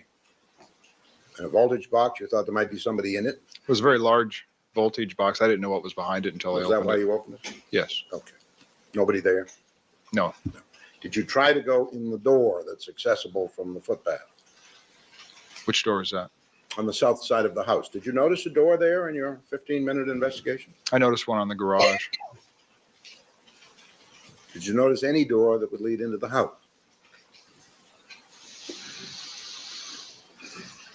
I don't recall if there was one there. No. Did you try the door that you did see to see if it would open? No. Weren't interested in whether the person who dropped the glove might have used that door Come on. Come for on. egress? I just didn't try the door. I'm talking about the door in the garage. I don't recall the other door. But you did spend, by your own estimate, 15 minutes looking around before notifying your superiors of what could be a very important piece of evidence in this case. True? Yes. Now, it is apparent from the way you have described your actions back there that you had not the slightest concern for your own safety. Is that a fair statement? No. Well, you didn't do anything to protect it, did you? Yes. What? I'm capable of protecting myself. Once I was committed, I really had no choice but to go forward. You didn't have the option, having discovered what could well have been the deposit, wittingly or otherwise, of a dangerous killer, to go back and get some help. That option wasn't there? The option was there. Why did you decide, Detective Furman, that there was no need to go get one of the guns that was in the house to accompany you? I don't think it was a need. I think it was a judgment call at that time. It was a judgment call, Detective Furman, based on the fact that you well knew there was no cause for concern. Isn't that so? No, that's not so. Do you ordinarily conduct investigations of what could be a dangerous nature in this fashion? Sometimes. And you do not partake of the assistance of your more experienced colleagues when they are available, correct? If they're immediately available, of course I would. Well, immediately available, would you say within 30 seconds time satisfies your definition of immediacy? At that time, no. Could you not have gone from that glove to the front door or the kitchen in less than a minute? Very, very easily that night, if you had chosen to do so. Yes, I could have. And the decision not to do so was yours, was it not? Yes, it was. Now, did you do anything else during that 15-minute period that you have not yet described to us? No. In the studies of blood that you had in the school where you learned about the round drops, did you learn any of the other properties of blood that might be of interest to a detective, particularly one in homicide cases? I don't believe the specifics you're asking. I don't understand what you're asking, sir. What happens to blood when it leaves the body and is on some surface and is exposed to air? I would assume that it would coagulate, And then dry. the moisture that is part of the blood evaporates in time, does it not? Yes. What did you learn, if anything, about the rate at which blood dries at 60 degrees Fahrenheit as it was that night by your own statement? I don't recall anything in that area. Did you ever learn any parameters or facts about the drying of blood? Not that I recall, no. Would you not agree from your own human experience, quite apart from what you learned at detective school, that the longer the blood is exposed, the more likely it is that it will be dry. Yes. Now, Detective Furman, when you first saw the glove, did you associate it with the noise that Cato had heard or said that he heard at 10:45 p.m.? I believe with the location of the air conditioner, I thought, yes. Did you think that that noise might somehow have been tied in with the event that caused that glove to be there? I thought it could have been, yes. Perhaps someone was back there, unfamiliar with the area, and bumped into the wall and dropped the glove. That would be one conclusion, yes. But did you think about that? I believe that someone obviously had left it there. Did you think that that might be a person bumping the wall who dropped the glove? Yes. So that you then had a possible time pin of the event itself. If the noise and the deposit of the glove occurred together, then that had been there since 11:15, hadn't it? Yes, sir. And you were there at 6:15, weren't you? Approximately, yes. That's 7.5 hours, isn't it? Yes. That's enough for blood to dry, isn't it? Under certain conditions, yes, I'm sure it would be. Unless it's encased in plastic or rubber and evaporation is stopped. Wouldn't you agree? No. Didn't it seem strange to you that after 7.5 hours, that glove still showed moist, sticky blood, Detective Furman? No, I knew nothing at that time when it was deposited or left there. No. Is this the first time today that anyone's brought to your attention that apparent anomaly? Objection, that seems fast enough evidence. Sustained. Is it the first time today that you've thought about the wet blood on the glove when you saw it at 6:15? I never had. That assumes facts, not evidence. That's not the testimony. I'm sorry? That wasn't the testimony. When did you find the glove? The glove on Rockingham? Yes. It's approximately sometime between 6:05, 6:10, 6:15. All right. Now, is today the first time that anyone has brought to your attention possible significance of the presence of moist or sticky blood on the glove at that time on that day? Yes. Okay. No one has ever discussed this with you before, I take it? No. Okay. Did you know, by the way, when you were back there for your 15-minute investigation, that you apparently missed a door that goes into the laundry room of the house? No. Are you learning for the first time today that such a door existed that morning? I have seen schematics that I believe there is a door somewhere between the garage and the air conditioner, but I did not remember seeing it at that time. All right. In other words, as you made your inquiry of the indentations, there may have been a door there that you never saw. Possibly, yes. Would it be fair to say that the 5 to 7 minute inquiry that you made in that area, including the electrical box, was somewhat cursory, Detective Furman? Absolutely, sir. Okay.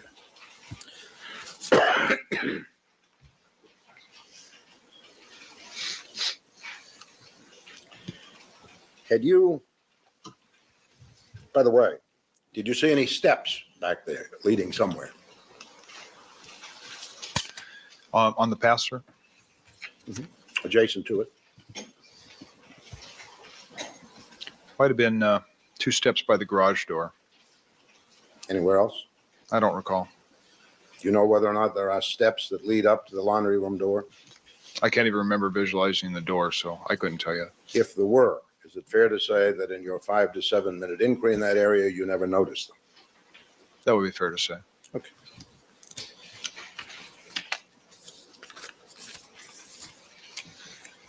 Now, my understanding is that at no time that night did you inquire as to the whereabouts of Mr. Simpson during the preceding 6 or 8 hours.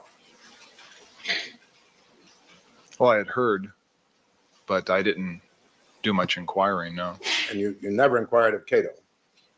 I'm sorry? You never inquired of Cato. That morning or that afternoon? No, that morning. I never talked to Mr. Cato ever again.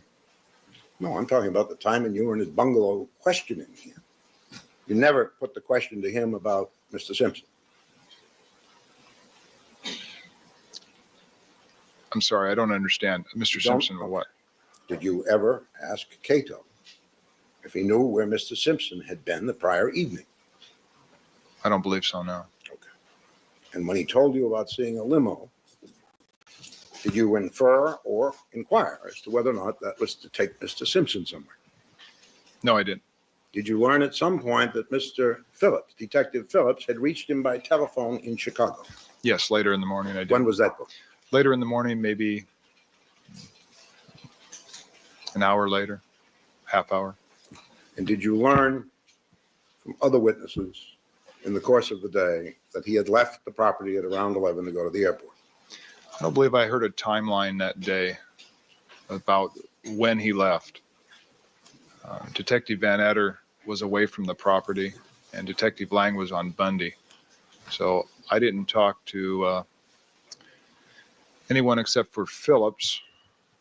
He might have mentioned when his flight left, but that's about it. Your Honor, I have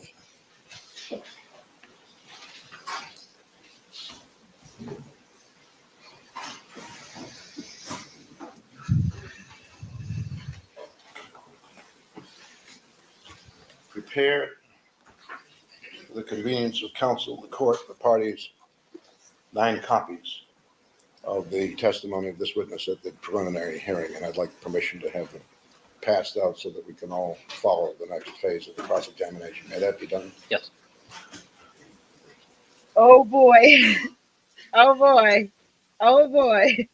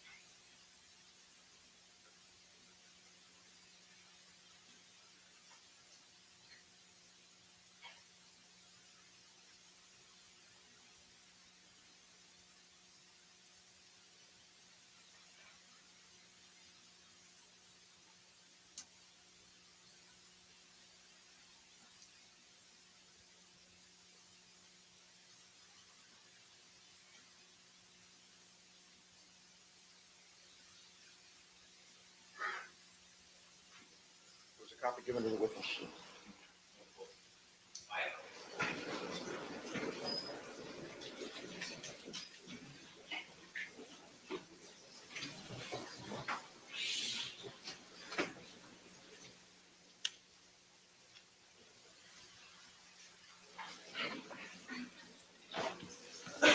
By the way, Detective Furman, before we turn to this earlier instance of testimony, 2 matters that I overlooked. One was, did you ever go to the 2nd floor of the Simpson home looking for bleeding, otherwise troubled victims?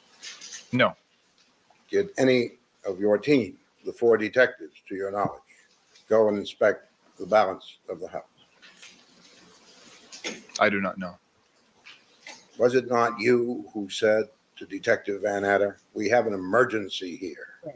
There may be people bleeding to death inside. Yes, And once you got inside, you didn't go to see who might be bleeding to death on the 2nd floor. Is that right? I didn't make entry at that time. Yesterday, you related some bloodstains that you saw at the bottom of the door of the Bronco. My understanding was it was on the sill, Yes, sir. and you claim that these marks, brush marks, I think you described them as, were visible with the door closed.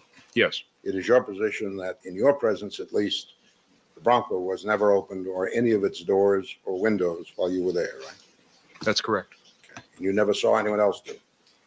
No, I did not.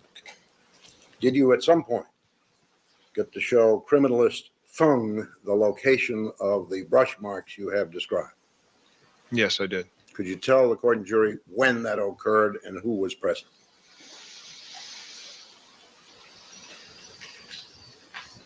Dennis Fung, I believed, arrived at the Rockingham estate 7:30, 8 o'clock, somewhere around that area. It was then that I showed him the items on the Bronco. You had come back from Bundy. Yes, sir. Did you take him out individually to the Bronco, point them out? Yes, I did. Was the door opened on this occasion by either of you? No, And you never saw that door open to this day, have you? no, I did not.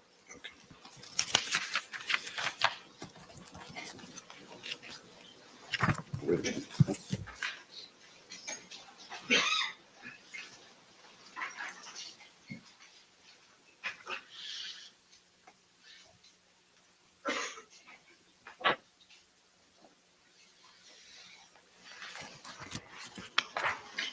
Detective Furman, a preliminary hearing in this case took place early in July, did it not? Yes, sir. And you testified both on July 5th and July 6th in response to questions by Ms. Clark and Dean Holman for the defense. Yes. Several direct and several cross-examinations. You recall that? Yes, sir. And were you trying at that time, to the very best of your ability, to be accurate in each of your various utterances? Yes, I was. Okay.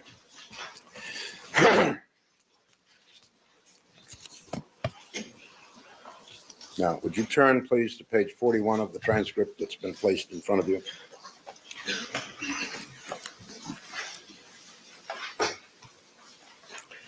I ask you to look at line 14, where you were asked by Ms. Clark the nature of a certain conversation with Detective Van Adder while you were still without the premises. Yes, sir. And your answer was, I told Detective Van Adder, I said, we got a reel, we got an emergency, we got a problem, we don't know if we have people inside that are in danger, dying, bleeding to death. We have to do something. I don't care whose house this is. We have to do something. We don't know if we have a murder, suicide, a kidnapping, another victim. And Phil agreed, and we took our opinions to Detective Lang and Phillips and discussed the possibilities. You recall that testimony? Yes, sir. Does that accurately describe the sequence in which you detectives became concerned, or at least expressed your concern about possible victims inside? Somewhat. So that this idea was initiated by Detective Mark Furman, was it not? No, this was a conversation between Van Adder and myself, and that's a collective conversation. This is collective. Yes. Those are my feelings, absent of the conversation, the reciprocal of Detective Van Adder. I see. Well, now, do you see anything beginning at line 15 about Van Adder speaking to you?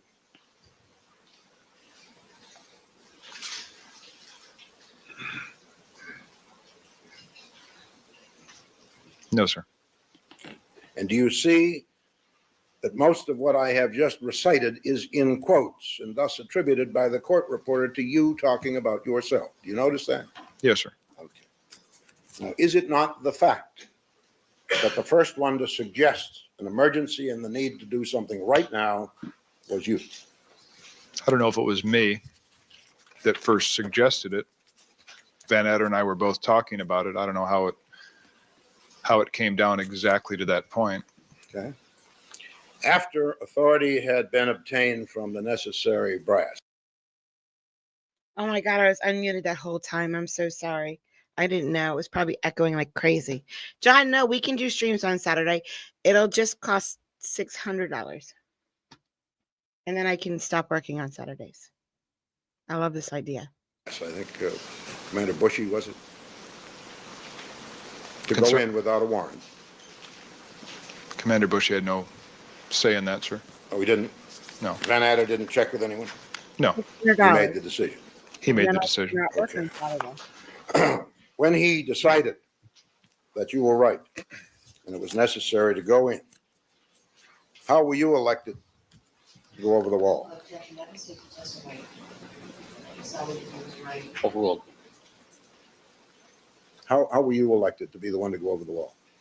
And Phil made a statement that we're going to have to go in. How are we going to do it? I said, well, I'll go over the wall. All right. You volunteered to do that in response to his query, how can we accomplish it, correct? Yes. All right.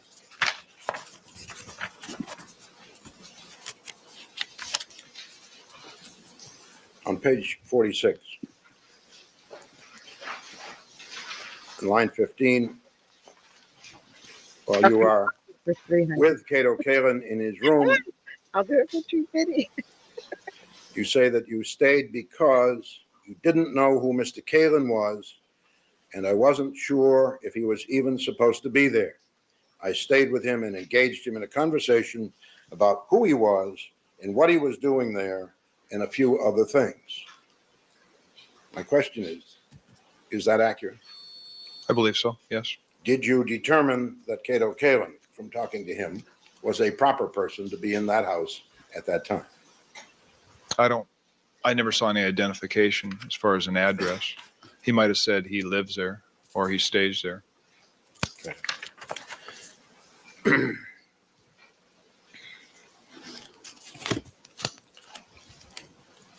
Would you turn to page 48, Detective Furman?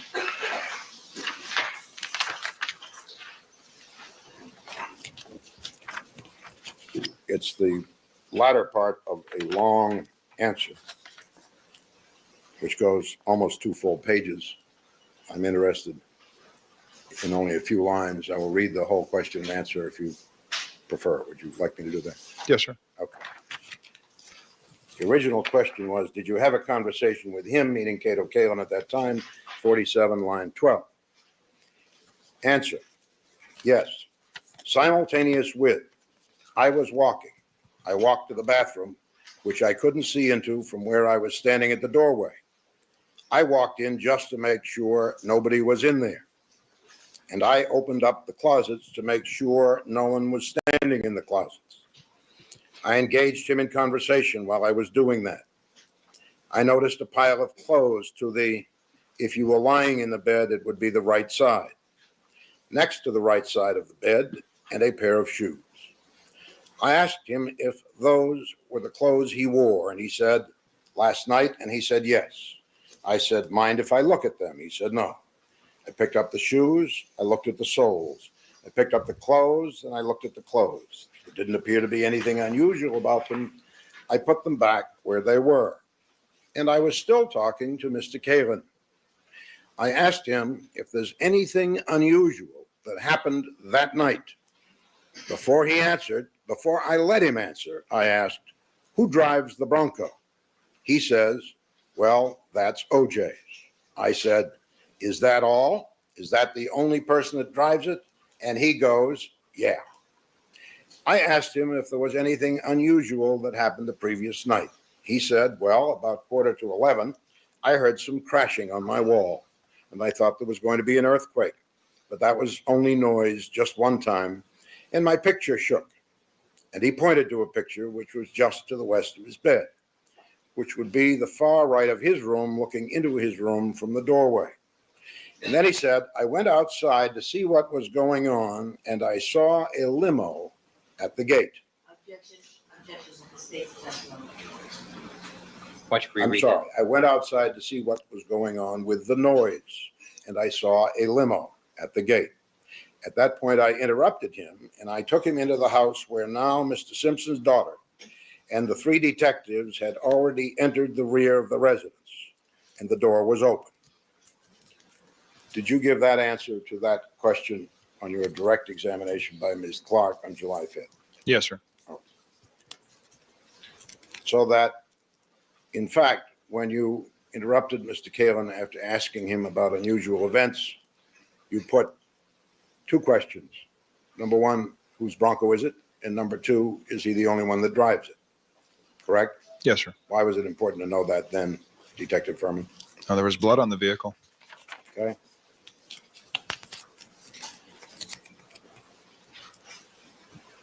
Now, I suggested to you some time ago that you directed Detective Van Adder to go in and interrogate Caitlin. And you had some doubts about that. Doubts to my presence of mind? No, none at all. Doubts about whether you would give an order to a man as superior to you as the lead detective in this case. I did not give him any orders. Well, when you described bringing Caitlin into the house, Ms. Clark asked, where did you put him? And you said there's a bar inside that looks like a recreation room, a billiard room, and just to the right of that, as you're entering the rear of the residence, there's 4 or 5 bar stools. I said, why don't you just sit here for a second? One of the detectives is going to talk to you for a few minutes. Just sit here and relax. I continued towards the front of the residence, and right by the kitchen, I saw Detective Van Adder. And I told him, I says, talk to the man that was in the bungalow. He's seated at the bar. And I continued out the front of the residence. Detective Furman, you had been talking with Mr. Kalin before you decided to go outside the building, had you not? Yes. Why did you find it necessary that another detective take up the interrogation? Pumpkin man, what I didn't think it necessary. Why did you direct Detective Van Adder to do it? I was going to investigate where the noise came from. Why didn't you tell him the subject matter about which he ought to be concerned if he was going to interrogate a witness? No reason. I wanted to go investigate the noise to see if we could even get to that south wall. Why did you not tell him that you were going to go investigate a noise and he should finish the interrogation? No reason. No reason. Okay.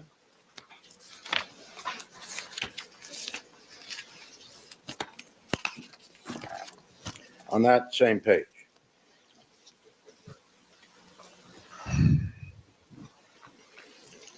Right after you said on line 18, and I continued out the front of the residence, Ms. Clark said, why? And your response was, well, I was.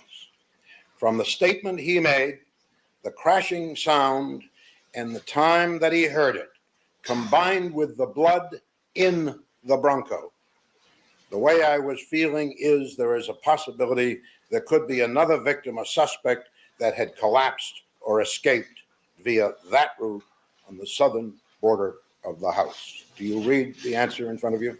I do, sir. Do you agree that I have recited it correctly as it appears in the transcript? Yes. How did you know at that juncture, Detective Furman, that there was or would be blood in the Bronco? I didn't. Why did you use the word in? I'm not sure I did. Is this the first time it's been brought to your attention that you used the word in? It's the first time you've read it, but I never used the word in as far as saying there was blood in the Bronco. You didn't use the word in. Is that I'm correct? not sure, sir, but I did not see any blood in the Bronco. If you used the word in the Bronco and it was unintentional, might that be, sir, a slip of the tongue? No, it might not. Might not. Unless it was a slip of the tongue, and if you in fact said it, you have no explanation whatsoever for that mistake. Is that the way you wish to leave it? No, I wish to leave to say that there was no blood that I observed inside the Bronco prior to going into the residence that morning. My question was, Detective Furman, if you did in fact say that one of the things that had you disturbed at that point was blood in the Bronco, and it wasn't a slip of the tongue, why would you have used that word? I didn't see any blood in the Bronco, sir. Why would you have used the word in, Detective Furman? Please. I told you I'm not sure I did. Well, there's a videotape of your testimony. Have you reviewed that recently? No, never have. Do you think that would help to determine whether or not the court reporter made this mistake or you did? Yes, sir. Okay, we'll get to that.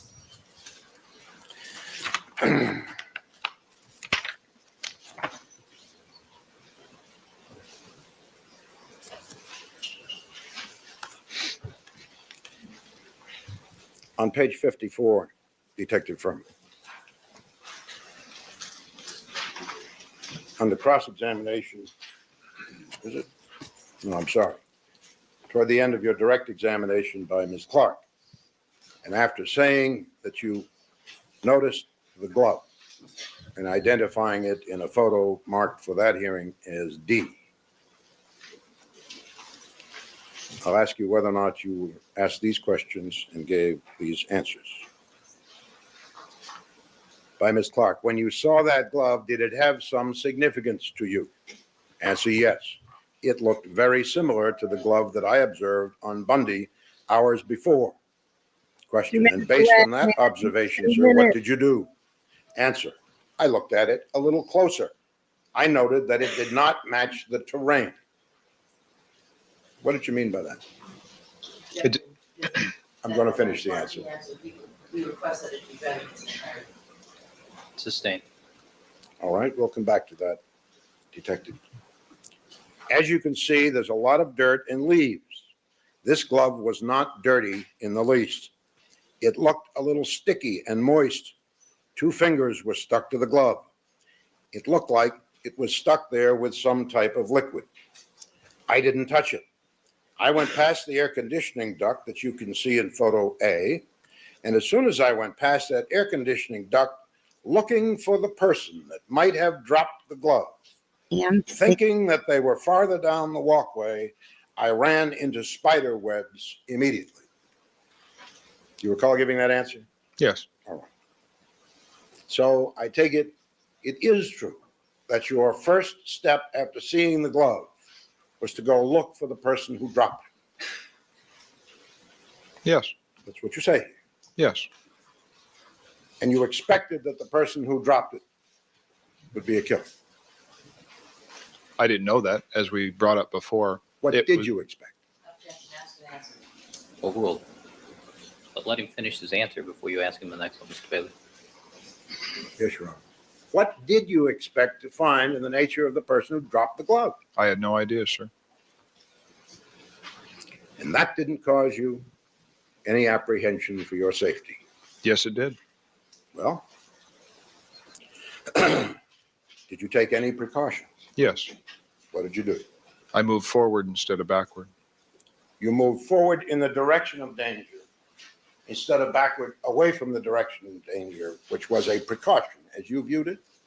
Yes, giving someone my back would be far more hazardous than facing a threat straight on. I'm sorry. I think you said that as you proceeded past the air conditioning duct, that's east where you hadn't been, right? Yes. You did that looking for the person that might have dropped the glove. You said that, didn't you?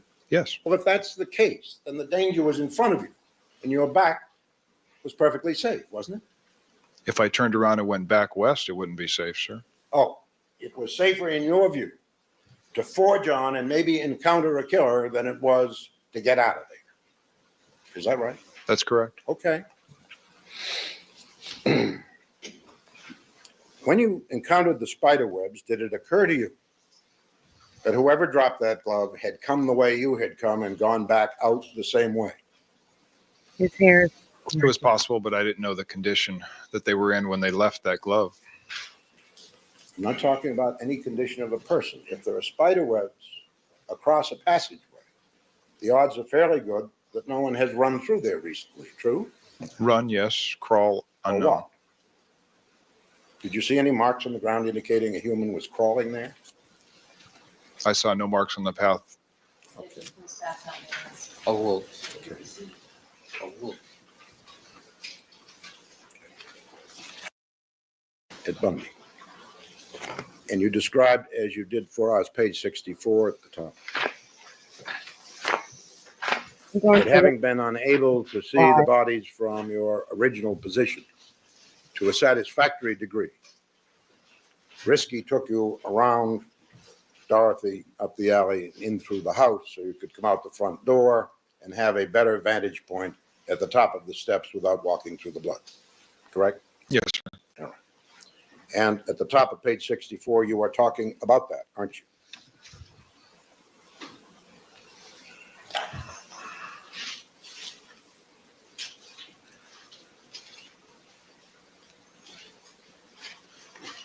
Yes, I am. Question, how far would you say you were from where the bodies were located? Answer, I was directly above the female victim, which was probably 3 feet. The male victim would have been 10 feet, 12 feet. Question. All right. And from that vantage point, you first observed the glove that you told us about? Answer, not first. No. Question. When did you first observe it? Answer, we had flashlights. We were looking at the female victim. We looked at the male victim. I noticed the glove when I walked around after I exited the residence the first time and walked around to the side, or the north side, north perimeter of Bundy, of 875 Bundy. There's an iron fence, and through that iron fence, you can get very close to the male victim. And looking there, I could see them at his feet. Did you use the word them in your answer? Okay, I don't know why there was a great big increase in the last couple minutes, except for maybe for once they're talking about the evidence of murder instead of fluff and stuff. But we made it. We made it to the last video. This one's an hour and 23, but we already burnt through 2 of those. So we'll be able to hopefully get through this next time I stream. Thank you so much for coming out today. Nobody here lives in Georgia, do they? There has been no court cases at all for Georgia for this whole last week, and I'm kind of wondering why. But hopefully, once we get through this weekend, we'll get our Georgia judges back. I haven't heard July in a while. So, and they're probably starting to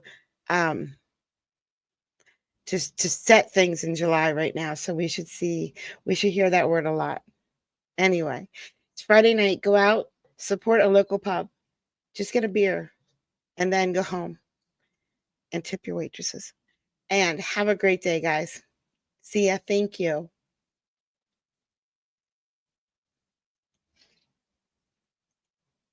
No, you're not. Oh, you're in Georgia now. Why aren't these courts running? Now I have to say goodbye all over again. Bye, guys. Have a good day. Yeah.